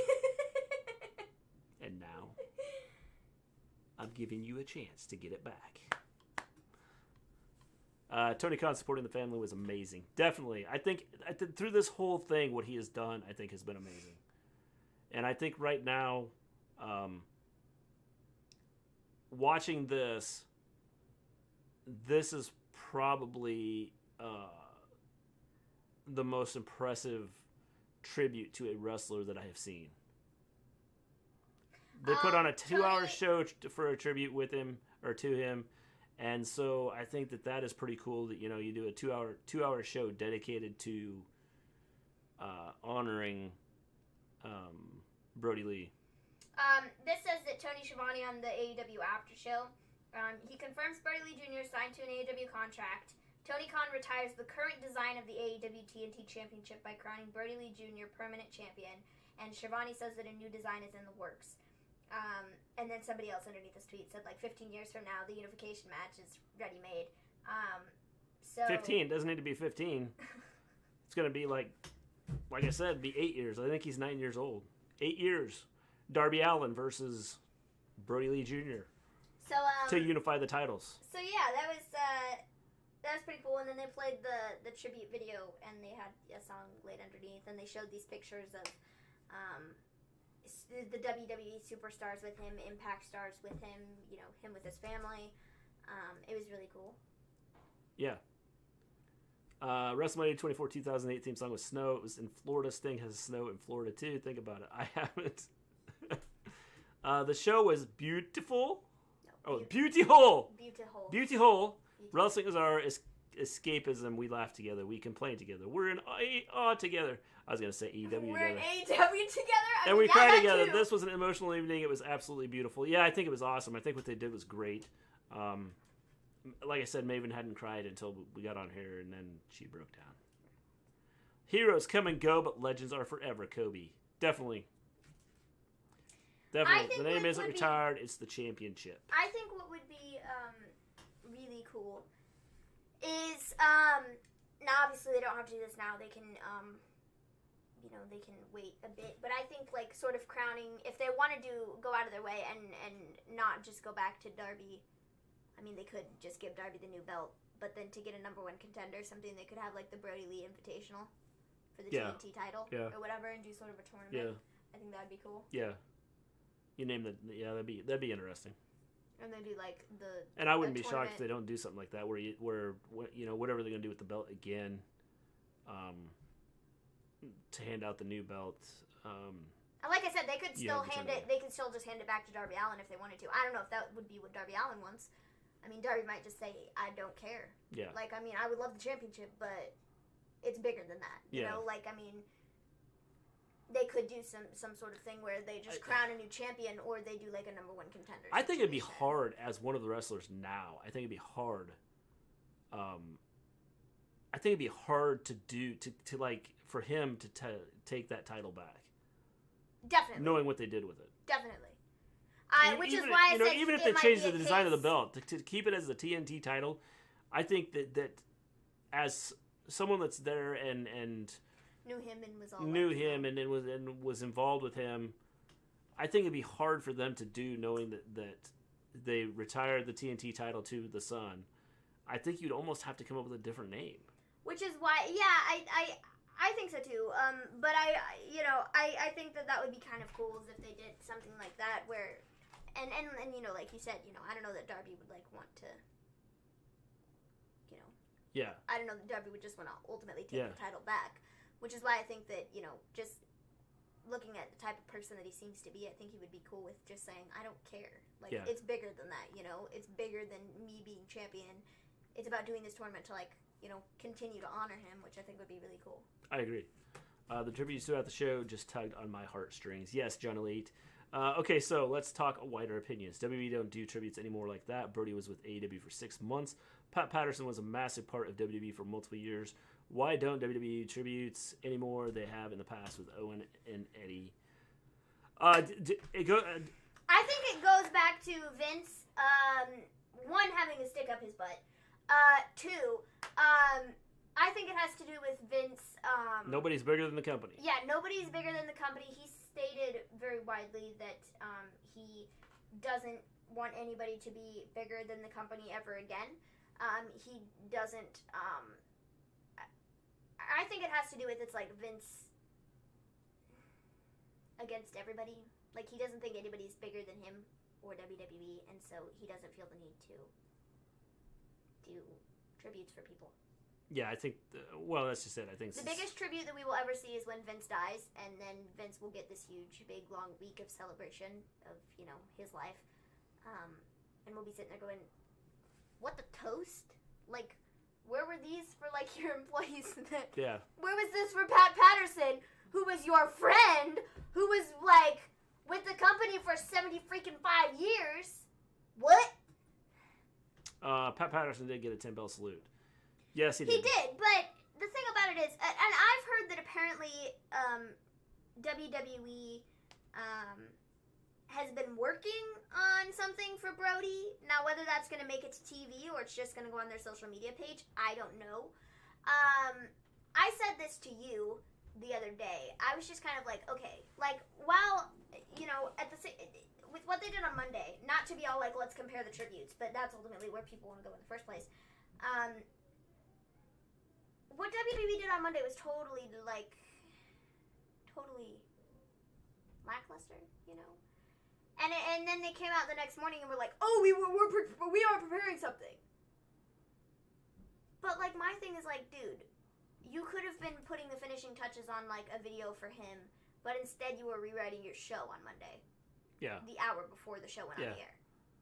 Like, it just kind of shows, like, where their head is at. You know, it's not like, I don't know. Yeah. I don't know. It'll be interesting. Let's see here. The thing that made tonight so special was the show's support for the family. Yeah, and I think the whole thing is through this whole thing, you know, I've seen Tony Khan tweet out some things, you know, the support for the family, and obviously, you know, some of the other wrestlers have tweeted out some of the things showing support for the family. So I think that's been a huge part of it. And even like his wife has put out some tweets talking about how special it is being with AEW and how much they have supported them throughout this whole thing and really helped them get through this tough time. So I think that what AEW has done, I think it's kind of shown a difference between what AEW is and what WWE is as of right now. Mm-hmm. They said they're supposed to do the tribute on SmackDown. Yeah, I think the thing is, I think he would have just done a little bit more on. I know you don't need to go over the top because he wasn't like one of your wrestlers, but like doing something, it just seems like they would have done a little more to. Of course, then you also had the guy sitting around for the last 5 months, 6 months of his career at WWE, so maybe there's a reason they're avoiding it. At least WWE is trying to do something. I just wish that they would have done more, knowing that it's one of those things that they don't seem to really, seem too concerned about it. I was annoyed other WWE wrestlers like Mabel never got a tribute on TV. Yeah, I mean I don't know, and Camille said something about being scared after the Benoit thing. The Benoit thing, they should have known something was wrong with that, and they probably should have waited for the Benoit thing to do a tribute for him. And so, I mean, people would have been like, "Oh, what are you doing? I can't believe that you're doing a tribute for him, or not doing a tribute for him." But after people found out why they didn't do a tribute for him, if they wouldn't have done a tribute for him, they would have went, "Okay, gotcha." There'll be a tribute documentary from what I've heard. Yeah, probably on the WWE channel. I was annoyed I got that. It was the bare minimum. Just say it, Maven. We all know at the end of the day, Vince doesn't care about his wrestlers the way Tony cares. Yeah, I agree, Starting John. I think that right now, it just shows how much AEW does care about what they have. WWE, what they did, in my opinion, personally was disrespectful. They didn't show enough respect to for a guy who put his body on the line for the company. Yeah, I mean, and I feel like what sucks about that and what really, hits you in the face is,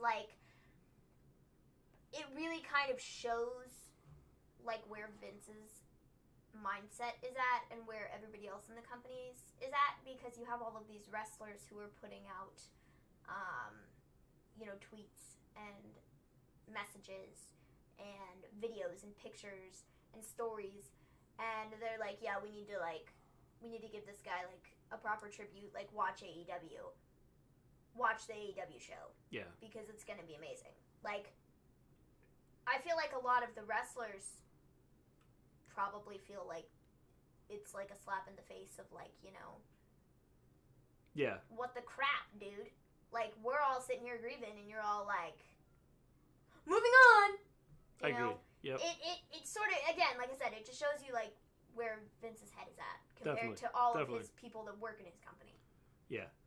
One of the biggest moments of the last year was a real moment when Becky Lynch got a fat belly and had to give up her title. Using real-life circumstances can create beautiful moments. I said that was probably, moment of the year. Mm-hmm. Up until this tonight. I agree. I would have said that the Becky Lynch thing was the moment of the year, but I think tonight's tribute probably topped that. Yep. This is Tony's first year, and the man has gained more respect than Vince in a year shows you a lot. Again, Starring John, I think the fact that he's willing to work with other companies... He's obviously shown how much he cares about his wrestlers.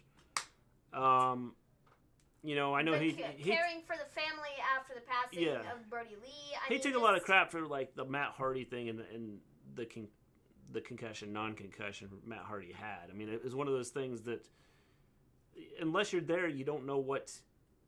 You can't sit there and say, "Well, yeah, he was concussed," or "No." I still stand by what I said on that, but. I will say that Tony Khan, outside of that, he seems like a great dude, and he's he's willing to go to bat for his people that, work in his company. Yeah, I agree. Out of touch Vince, definitely. WWE's tribute, a simple video package, AEW tribute, a night of celebration to him, sees the difference. Yeah, it's a 2-hour show. I mean, as they put together a 2-hour show, and they've been tweeting since Saturday. Everybody's been tweeting since Saturday. I mean, from the boss, Tony Khan, to Young Bucks and Cody Rhodes, to the WWE guys. But I was thinking more along the AEW, how many of them have put out there, how much they will miss him and how big of an influence he was and all this stuff, and just the top, when you have your top brass sitting there doing these things. I think that's really interesting. And the other thing to this is you have obviously TNT was willing to work with them and say, okay, we because of this, let's do this. Because obviously you have to have the channel that you're on that's willing to go along with whatever you're going to put out there. Yeah. So I think TNT, gets a thumbs up on this just because they said, okay, do it. Mm-hmm. Not that AEW couldn't have figured out a way to make it work, And I felt they did because they tied some storylines into it. Guys, didn't mean to ruin the mood, but quick question: does Vince know the meaning of the phrase "if it ain't broke, don't fix it"? Because look at NXT call-ups; they make a name for themselves on NXT, and when they're on Raw or SmackDown, they're ruined. Yes, I agree, John Elite. They are ruined. The Benoit situation is low-key Vince's fault because if he doesn't allow his wrestlers to take roids at the time of wrestling period at that time period of wrestling, Benoit would still be alive, and Vince knows that. That's why he's quiet. I would agree. With you starting John with that. Absolutely starting John. Tonight was a throwaway show in terms of story development, but it was still one of the best shows of the year for the beautifulness. Beautifulness. Read it right, bruh. Oh. The thing is they kind of tied the storylines in. I feel like without tying the storylines in, they kind of tied the storylines in. You know what I mean? Like, it wasn't super obvious and, in your face that they're tying the storylines in. It was really, the main focus is, Brody Lee and celebrating his life. It was, also, but that's the whole idea. There was still this sort of element of, we're continuing sort of our stuff. W has worked with Evolve Wrestling. Yes, they have. What are your opinions on MJF's recent tweet? The F that kid tweet? Is that the tweet that we are? I'm cool with it. I mean, the thing is I watched him flip off a kid before he was in AEW. The thing about it is, though, I feel like if the family wasn't cool with, doing this segment with MJF, I feel like they wouldn't have done it. I agree. So I think it's just MJF being MJF and continuing his character, and this is what he does. And so it's continuing the story to another level, but it's still, he doesn't ever break character. Yeah, I agree. The kid hit him with a kendo stick on the top of the head after he took off the kid's mask. Yeah. It's all part of the situation. And like I said, if the family wasn't cool with it, then, they wouldn't have done it. But I personally don't think MJF would have tweeted it or said anything, if it wasn't cool. If the family wasn't cool with it. Yeah. Again, I think it's part of I saw some people underneath that were like, oh, we get it, you stay in character, but this is just not the time. I saw some people saying that when they did the segment with, going over and yelling at the kid. But again, like I said, the kid was standing there, he was laughing. It was fun. Hey, the kid's under contract, he better learn to deal with it.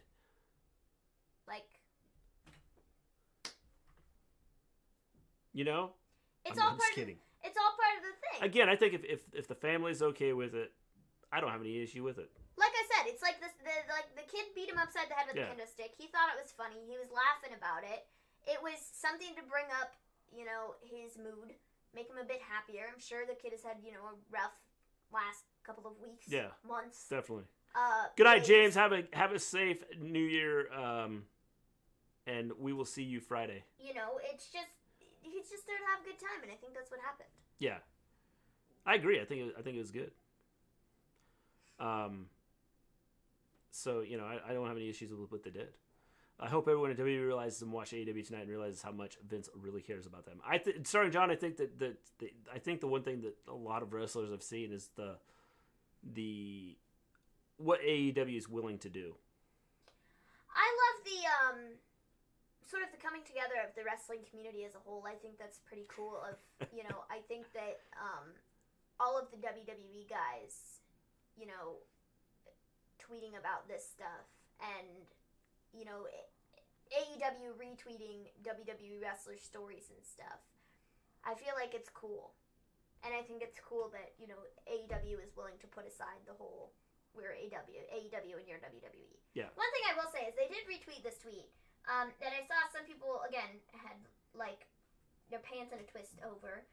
Let me find it. Pants in a twist. Yeah. Let me find it. MJF stays in character all year round, 24/7. Yes, definitely, Anthony, he is in character all the time. Somebody said. Nothing new with that. Jack, he said, F that kid. And so, again, I think that if you watch Brodie, if you watch him on Being the Elite, like he drops the Who the F is Chris Garrison? Yeah. I mean, it's the F-bomb all the time. And so I think, based on, what I've heard and what I've seen, I think that Brodie's wife was kind of like Brodie. In a sense that, she could take a joke. She could handle, some of these things. And so I think that that's one of the things that's helped get them through this, and why the whole family has been involved in all of this. And so I think that's where you get the it's one of those things that it's the family that's involved. Where's this tweet? Ants in a twist. Yes, ants in a twist. Oh, he spoke like F-bomb Dom. Yes, just like F-bomb Dom. He spoke that out. I mean, he tweeted it. Just like F-bomb Dom. I love, dude, Brady Lee on Being the Elite is freaking hilarious, dude. Is anyone else weirdly curious to hear Cornette's insensitive review of this episode? Okay, I'm a huge Jim Cornette fan, okay? I like Jim Cornette. Some of the things he says, he's an idiot. I watched Starrcade. He's made fun of some of the storylines and some of the things that's taken place on AEW and just in wrestling in general. I watched Starrcade 86, 84. I don't remember which one I was watching. I think it was 86, the other day. And the Midnight Express wrestled a dude that was dressed up as a woman against Jimmy Valiant. So when he's sitting here talking about these storylines and how off the wall they are, I'm like, you were involved in these off the wall storylines. What are you talking about? Like, you wrestled someone and had this big storyline with someone that was a dude that was Jimmy Valiant's woman, and it wasn't a woman, it was a man. So, what Where's this tweet? What are you talking about? MJF is old school. Yes, he is old school, which is awesome, which makes him good. Here it is. This is the tweet that AEW retweeted, I believe. Or they did have it retweeted, but then they took it off. Are you guys going to do Dom SmackDown? Really? Yes, we are going to do SmackDown. Dom.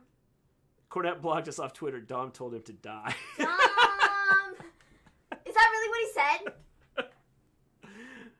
Oh, Dom. I feel like we need to know what he actually said. I don't know, but I'm going to have to talk to Dom now. So did you tell Jim Cornette to die?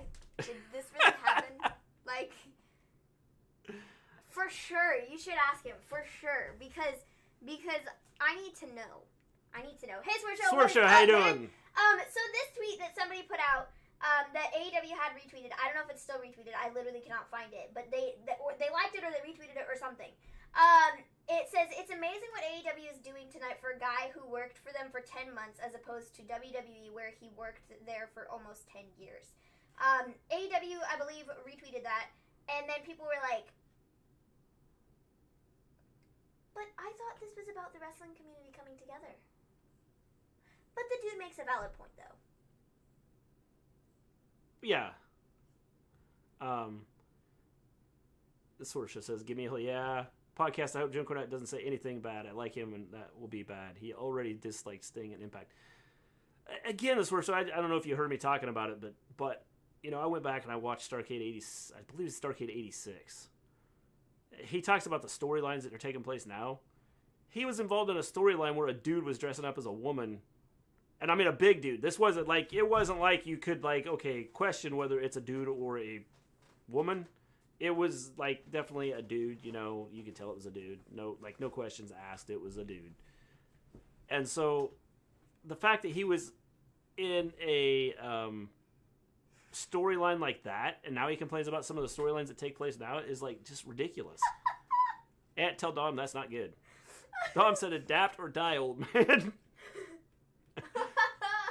Seriously happened. Dom told Cornette he needs to agree with his opinions or die. I can't believe he said that to him. I Actually, yes, I can. But at the same time, I'm kind of like, Tom! Well, you're never getting an interview with Jim Cornette. Like, I didn't want an interview with Jim Cornette anyways.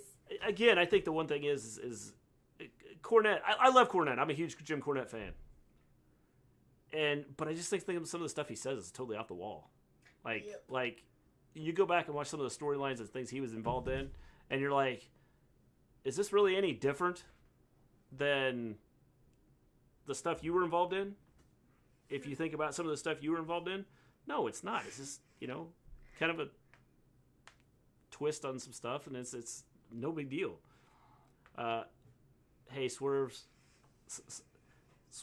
had me as a guest on his podcast. You're like, well, congratulations, Ant. I agree. Sewer? Yeah, no, you didn't really miss much. I mean, we just kind of went back. Well, actually, you didn't miss much because I cried, and I cried off my eyelash. So that was great. But, yeah, I didn't cry the entire show, and then we got on here and went live, and then it was like a ton of bricks, and then it was, Yeah, then she cried and had to get Kleenexes and everything else. Yeah, so I went through 2 tissues. Yeah.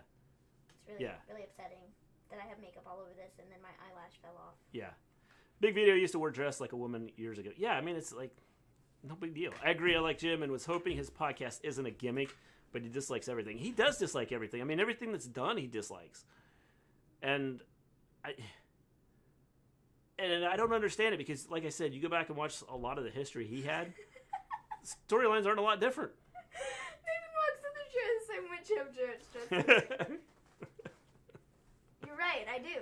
Dang, now I can never unsee that. I'm going to have to figure out a different... How do you think Jeff Jarrett got his walk? He was just walking around with a chair. I'm going to have to do it like this now, because that's the only thing I can think of. Jeez. Ever seen Greg Valentine selling? Cornette should review that. Good grief, man. So yeah, they ended the show with the whole TNT Championship, giving it to Brodie Jr., which I thought was really cool. They had his wife out there. They left his boots in the ring. They showed this tribute video, which was really, shed a tear.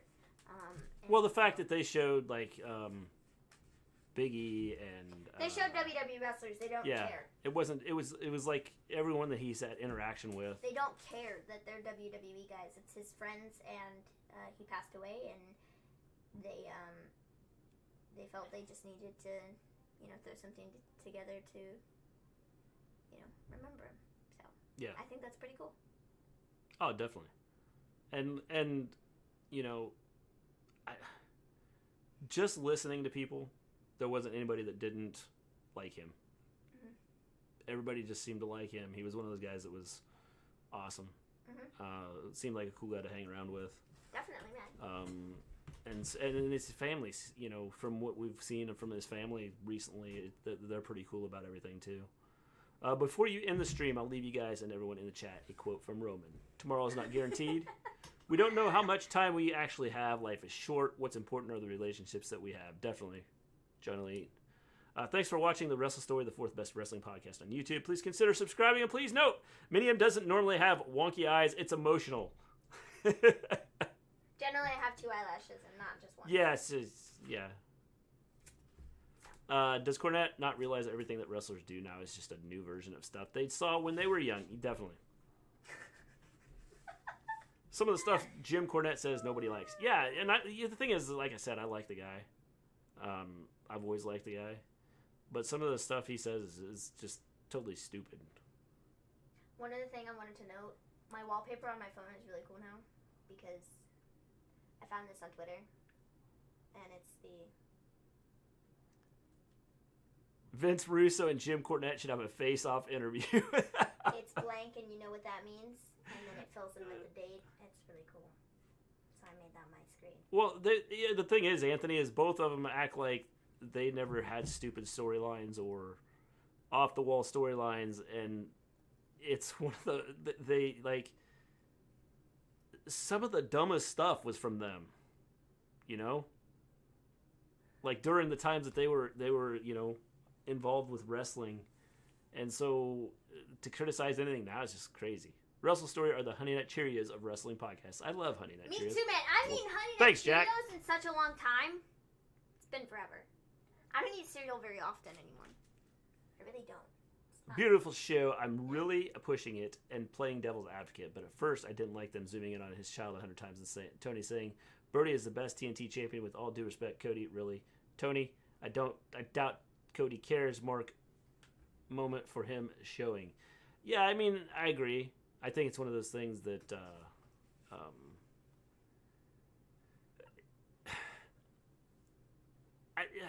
it's hard because I feel like I think it's hard for all of these guys, especially the ones that were close to him, like really close to. Obviously, everybody's been been affected by this that were involved in AEW, and then there's a lot of WWE wrestlers. Even people that had no freaking clue. Yeah. Him, like, no... Ken Shamrock. Nobody... Oh my god, can we talk about that for a moment? You know, okay, he's hoping to have a match with Brody Lee. Ken Shamrock, my god, this man. So he retweeted a tweet. Somebody tweeted him and was like, I would have loved to see a Brody Lee and Ken Shamrock match. He retweeted it and was like, yeah, maybe we'll get to see that down the line in the future. And I was like, Ken? Do you realize that Brody died? And everybody underneath was like, you need to log on Twitter more often, dude, because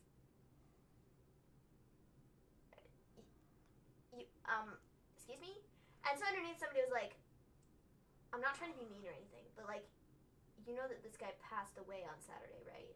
And he retweeted that and was like, oh yeah, I know. I was just saying that I wanted to fight him down the line. Yeah, like 30 minutes after the tweet went out. It was like... like, what? It's like, have you been living under a rock? Apparently so, because Ken Shamrock... Did you not show up to work? Because I'm sure they were talking about it. Oh, man. But I really got a good laugh out of that, as terrible as it was. I got a good laugh out of that when I saw that tweet after, reading a whole bunch of stories and stuff about Brodie and, sad tweets and stuff. And then you had, this Ken Shamrock being this buffoon.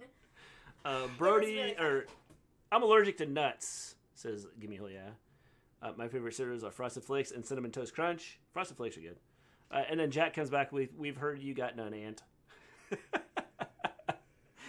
And then down the line here, Gimme Hell Yeah says, Jack, you are number one. With another finger. Yes. Jack, you're number one. Number one, man. You're number one. Yes.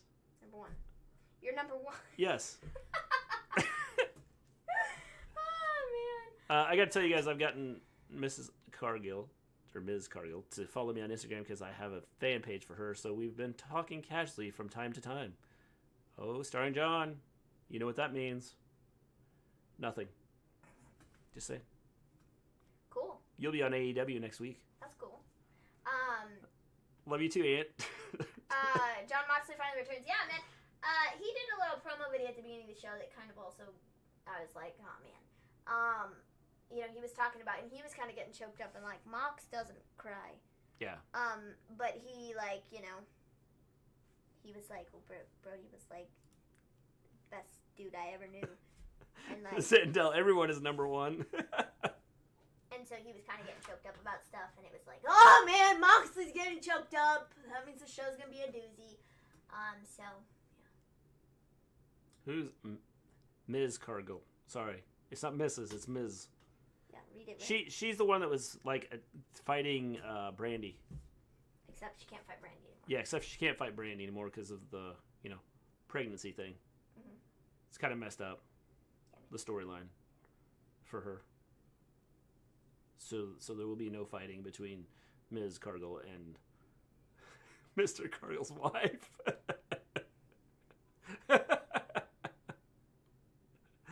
Oh, Jack. You kill me. Give me a hell yeah, the lady that keeps attacking Brandy. Yes. The Garbage is running the Fightful wrestling Twitter. Is it James? Because they just put up a picture of a screenshot of Becky Lynch's Instagram with the Brady Lee Tribute. James, I know you're not here, but, quit running, quit hacking into Fightful Wrestling's... Like, what the heck, man? Yeah. Oh, yeah.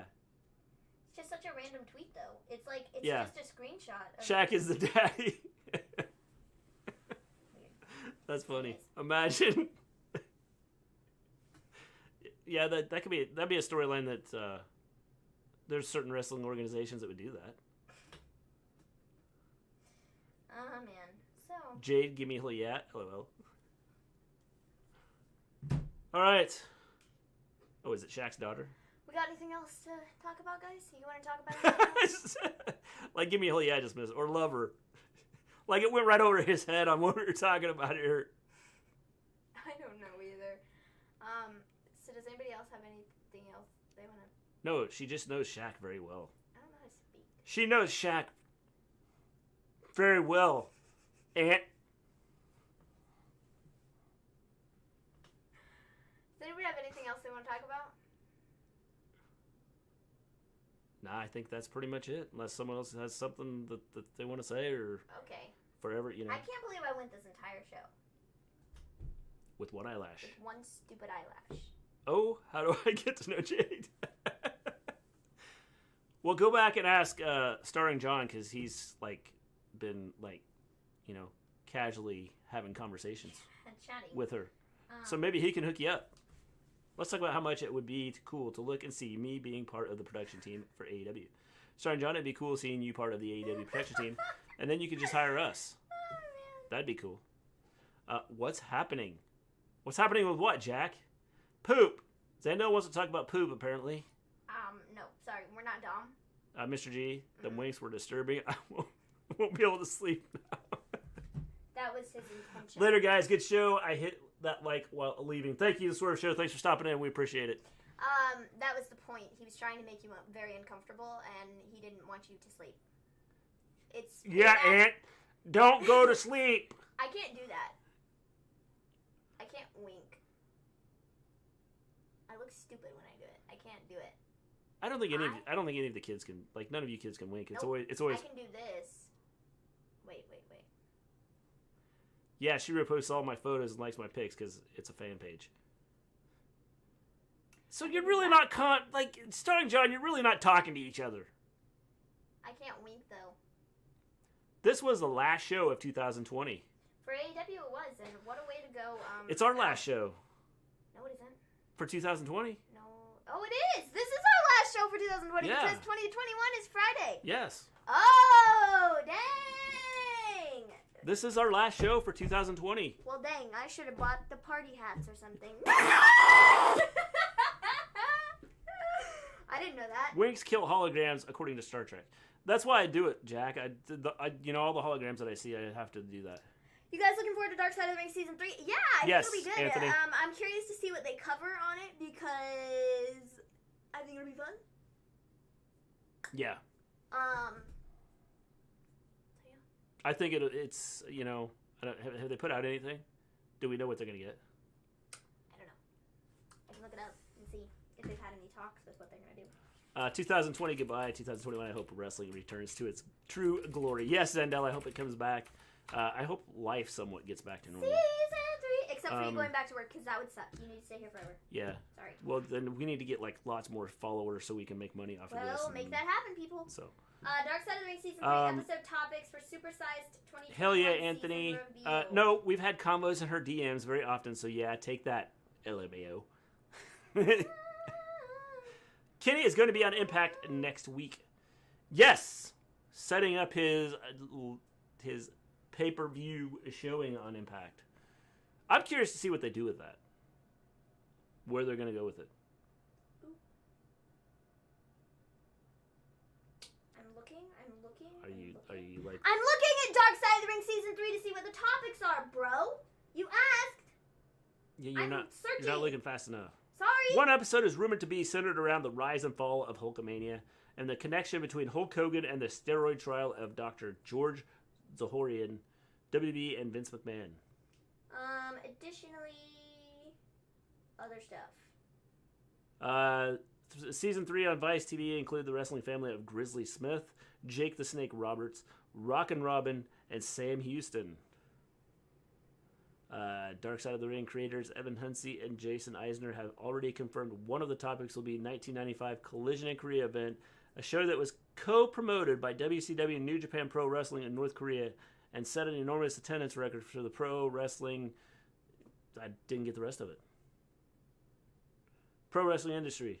Eric Bischoff has also confirmed on a past episode of his 83 Weeks podcast that he has conducted interviews for the third season of Dark Side of the Ring and noted that the tragic death of pro wrestling legend Fly and Brian Pillman, a.k.a. The Loose Cannon, will be covered in one of the episodes airing in 2021.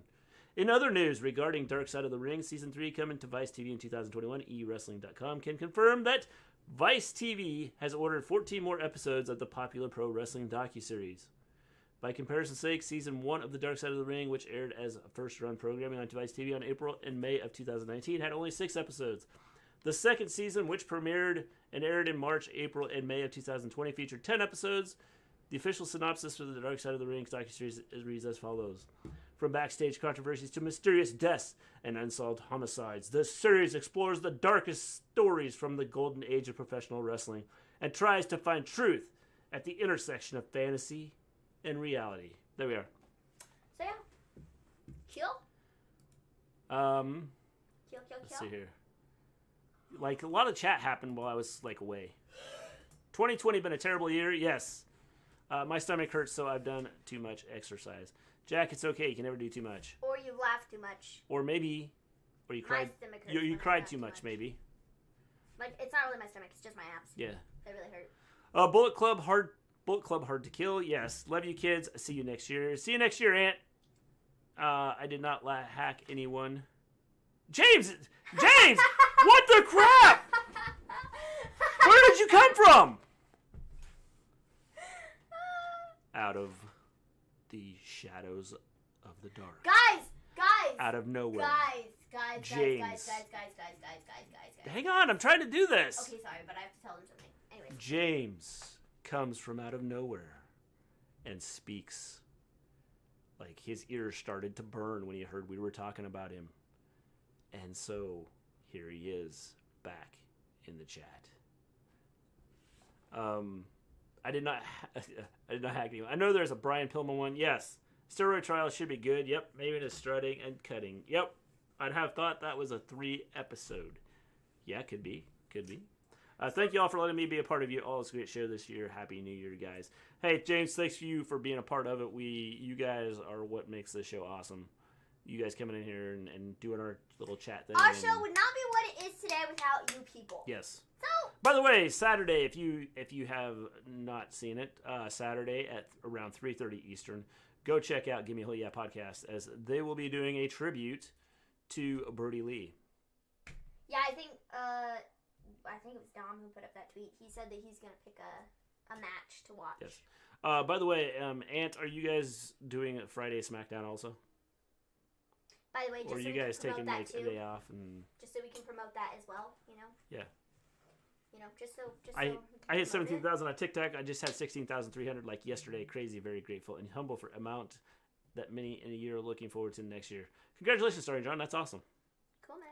Volterra, how you doing? Been here, just haven't committed. Well, hey, we enjoy having you in here. We are not doing it. Dom is. See, I told you it was Dom. Never mind. It's Dom doing it and not Ant. Yeah. He's probably gonna I don't know. He will be there. Drop some F-bombs yes. in honor of Brody F-bomb Lee. Dom will be dropping the F-bombs. I don't know. Go check it out. Yeah, I'm doing Friday. Definitely Jim Cornette will be on the Brian Pillman episode and Pillman Jr. Yes, definitely. I agree. I think those would be two important people to be put on it. Yeah, 2 important people to put on it. Anyways, guys, I watched the first Star Wars movie the other day for the first time ever. Yep. Well, the first one that was made. Yeah. Not the first one in the series. No, I watched the first one that was made. Yeah. The other day. Star Wars New Hope. For the first time ever. For the first time ever. I watched it. It was pretty good, actually. Yep. I kind of enjoyed it. I want to see the others. But... All of my kids liked the first episode of Star Wars, with the exception of the little guy, and he didn't care because he just like okay. It's pretty good. Yeah. It's pretty good. Sadly, the world got bad this year. Wrestle Story, you made this year better. Cheers for letting me join and mod. Hey, Jack, we enjoy having you around. You are awesome. No problem, dude. I mean... Anything we can do to help out, to try and liven. To liven up the mood? Yeah. to lighten up the mood? To lighten up. Hope you liked A New Hope. I've always liked it, Jack, so, it's... Guys, all I do is just come on here and yell about wrestling. And it's like... Maven, shame that you're just now seeing it. Maven doesn't watch a lot of movies. I got Baby Yoda for Christmas. Like a real thing, Volterra? Like a real Yoda. Because that'd be cool. I don't know, guys, but I just come on here to yell about wrestling, and you people just happen to enjoy watching it. I mean, I don't know. Congratulations, MJF. Joined the dark side. Yeah, man. Oh, no, wait. Wrong group. That's the Dark Order. Sorry, what's Star Wars? Zing, zing, zing. That? You were like... Sorry, I got Dark Order on the brain. Zing, zing, zing. Like, cheers to Wrestle Story. Cheers to you, starring John. I got my mom a Baby Yoda. Hey, that's cool. I got this eyeshadow palette that's on my eyeballs. Currently, that's what I got for Christmas. And this eyelash. Being a mod on here is easy. All you got to do is send Mr. G inappropriate photos. I can tell Mr. G she's just now seeing the Marvel movies. Yeah, she doesn't watch movies. No, I don't. I really don't. She's probably watched more movies in the last year than I have in. Well, really, probably the last 3 or 4 months than she had like ever. A majority of them are like the same movies though, because like I watched Twilight for the first time like maybe 4 months ago. Since then, I've probably watched it about 82 times. I watch one of the movies every night when I'm like going to bed. Don't ask me why. I do. I get in these ruts where I only watch one thing. Like, is anybody else like that, or is it just me? Like, I literally only want to watch one thing and one thing only, and that's it. And I will watch that for, like, weeks on end. And then I'll be like, oh, well, why don't I just, like, watch something different? But then I don't, and I just continue watching the same thing. Yeah. Does anybody else do that? That might just be me. But, you know, I watched those for the first time. I watched the Star Wars movies, the movie for the first time. I'm going to watch the rest of them, I suppose. I don't even know what other movies did I watch. I watched The Exorcist. I watched the first Halloween movie. I watched... What else did I watch? Did you say Night of the Living Dead? Oh, sorry. I forgot. I tried to forget that happened because that's not a movie. That is a dumpster fire of a film. So, I didn't watch that. What are you talking about? Night of the Living Dead? What else did I watch? What other Did Hakeem take over Jack and give me Poltergeist? We still need to watch the third Poltergeist because we didn't watch it. We just watched the first 2, and so we watched those. I don't even know what other movies I watched, but that's I generally watch TV shows. Yeah. Voltaire says the Baby Yoda at Walmart. I dressed him in a sweater and bought him a wig. Hey, that's cool. If you're gonna start watching the Star Wars movies, let me save you real quick. Don't watch the newest trilogy. It's horrible. You know what? I started watching the ones that were supposed to be the first movies. What's the first one? Dark Sith? I don't know. I started watching it, and I couldn't watch it because it just wasn't as good as the 3 originals. I would watch one thing loads sometimes. Thinks it's a part of my autism. Hakeem, yes. Are you in the chat? Yeah, that's what I said. Did Hakeem take over Jack and give me a yeah? It's like, I haven't seen a single Star Wars movie. James, you're missing out, man. Yeah, man. I will tell you, watch the 3 original. A New Hope, Empire Strikes Back, and Return of the Jedi. Vince doesn't watch his own product. Watch Alien, Maven. Guys, 90% of my life is watching wrestling. Yeah. Like 90% of it. Okay, actually, I take that back. Probably like 7... I feel like I gotta split it 50-50. I feel like 90% is like pretty accurate, but also like I feel like 90% of my life is watching wrestling, but also like 90% of my life is doing makeup videos. So like that's kind of like not 100%. That's way more than 100%. So I guess that on a daily basis I'm like 180%. I don't know where I was going with that. Nobody else does either. Episode 1 is a Phantom Menace. Well, see, that's why I can't remember it because I only watched part of it and was like, I can't do this. This isn't as good as the three original. Mr. G, Revenge of the Sith. I'm sorry, starring John, when you like those movies just weren't as good. Insulted him. Those movies just weren't as good. So I tried to block them out. Star Wars is boring. No, the first 3 are awesome. Oh man. This being said, up until now, Orange Cassidy had the highest selling shirt of 2020 on ProWrestlingTees.com. He was just dethroned in just under 4 hours after the release of this tribute shirt. The highest selling shirt of 2020 will go to Mr. Brody Lee. Wow. Brody Lee has the highest selling shirt like a whole lot of shirts in 4 hours. 4 hours. That's like a lot of shirts. Like on Pro Wrestling Tees. he sold more on the day before the year ends than any wrestler out there. That is crazy. My birthday is March 10th, and I'm inviting WWF Kane, Undertaker, Stevie Richards, Steve Austin, and the King, Jerry Lawler, because they're my favorites. They come on a bus. Who's driving? Shane McMahon. With Stephanie McMahon. Am I right? With Stephanie McMahon and Triple H coming too. Yeah. High five. You got the joke. Guys, I watched Wonder Woman 1984 just before AEW, and to be honest, it was okay. I've heard that people... I've heard some people say they didn't like it. Didn't like it. Yeah. Again, I don't watch movies, so... Yeah. Shane McMahon is driving the bus! That was a weak fist bump. Yeah, I didn't want to hurt my hand. Well, don't worry Watch about wrestlers. your hand. Is that... Anthony, is that like an actual movie? How did you know? How did you know? Well, because I'm like psychic. Because he's psychic, or Jack came in the chat earlier and said Shane McMahon is driving the bus, and he was like, what? And I was like, you gotta be in the Give Me a Holy Head chat to get the joke. And then you just, put the thing in there, and so he just took a guess. Yeah. He took a wild guess. I just guessed that that's what the answer was. Guys, my braid is literally falling out, and I'm really, really upset about it. What's high on the sides and high in the middle? I don't know, Johnny Lee. I don't know. Yes, Kevin Nash is in it. He's in the bus? Or he's on Wrestlers vs. Zombies? He could be on both. I've never even heard of Wrestlers. I'm going to look this up. They're sending you to more false information. Probably bad things. Probably bad things. Cover your eyes. Probably shouldn't look up. Pro Wrestlers vs. Zombies. It's a 2013 film. Wow. A troupe. I was trying to read the description. Sorry, I'm sorry. A troupe of professional wrestlers are booked for a private show in an abandoned prison. And battle hordes of the... Okay, I'm going to have to watch this now. Roddy Piper, Jim Duggan, Matt Hardy, Shane Douglas, Kurt Angle. Who else is in it? How did this not get put out there? Who else is in it? Just a second. Okay, thanks for not telling me. Mr. G, don't Google. Too late, I already did. Correction, what round on the sides and high in the middle? A cone. Taya Parker, Ruby Sky, Matthew Rush. Sorry, Rebby, BB, Ribbit. Who is that? What? What, that? Yeah, that's Matt Hardy's wife. Yeah. It's Rebby. It's short for like Rebecca or whatever. I don't care.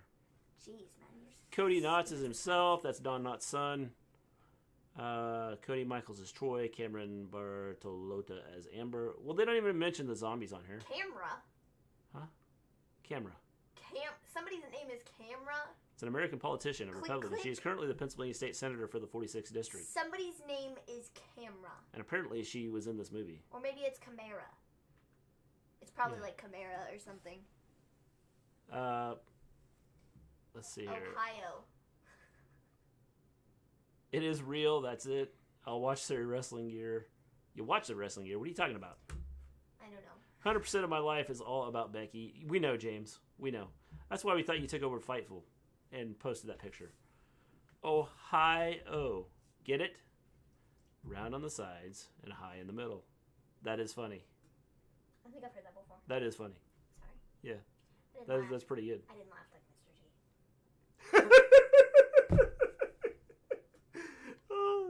I'm trying to help John Elite make it feel good. All right. I think that's it. I don't think we have anything else. We will see you guys next year. Have a safe and happy new year. We'll be back on Make sure you Friday. wear your mask. My wife's birthday is March 11th. That is cool. That is cool. That is like pretty close to when Ant's birthday is. Maybe she can get on the bus with Ant. And they can ride the bus with Kane, Undertaker, Stevie Richards, Steve Austin, Jerry the King Lawler, and Kevin Nash. My birthday is March 21st. Yes, it is. That's a Sunday, so there'll probably be a pay-per-view. Yes. Ooh. I love Becky, but I have to love her and leave her for now. Oh, hi, Marks. With that, I must bid you adieu, good night, or goodbye and good night. Everybody, we will see you guys later. Thank you for stopping in. Everybody, thank you for coming in and thank you for coming in to making this past year awesome. About we look wrestling. Forward to expanding and becoming bigger and getting to 300 subscribers by the end of next year. Yeah. So we look forward to that. So with that, we will see everybody later. Peace out, everybody. What does that look for? I don't know.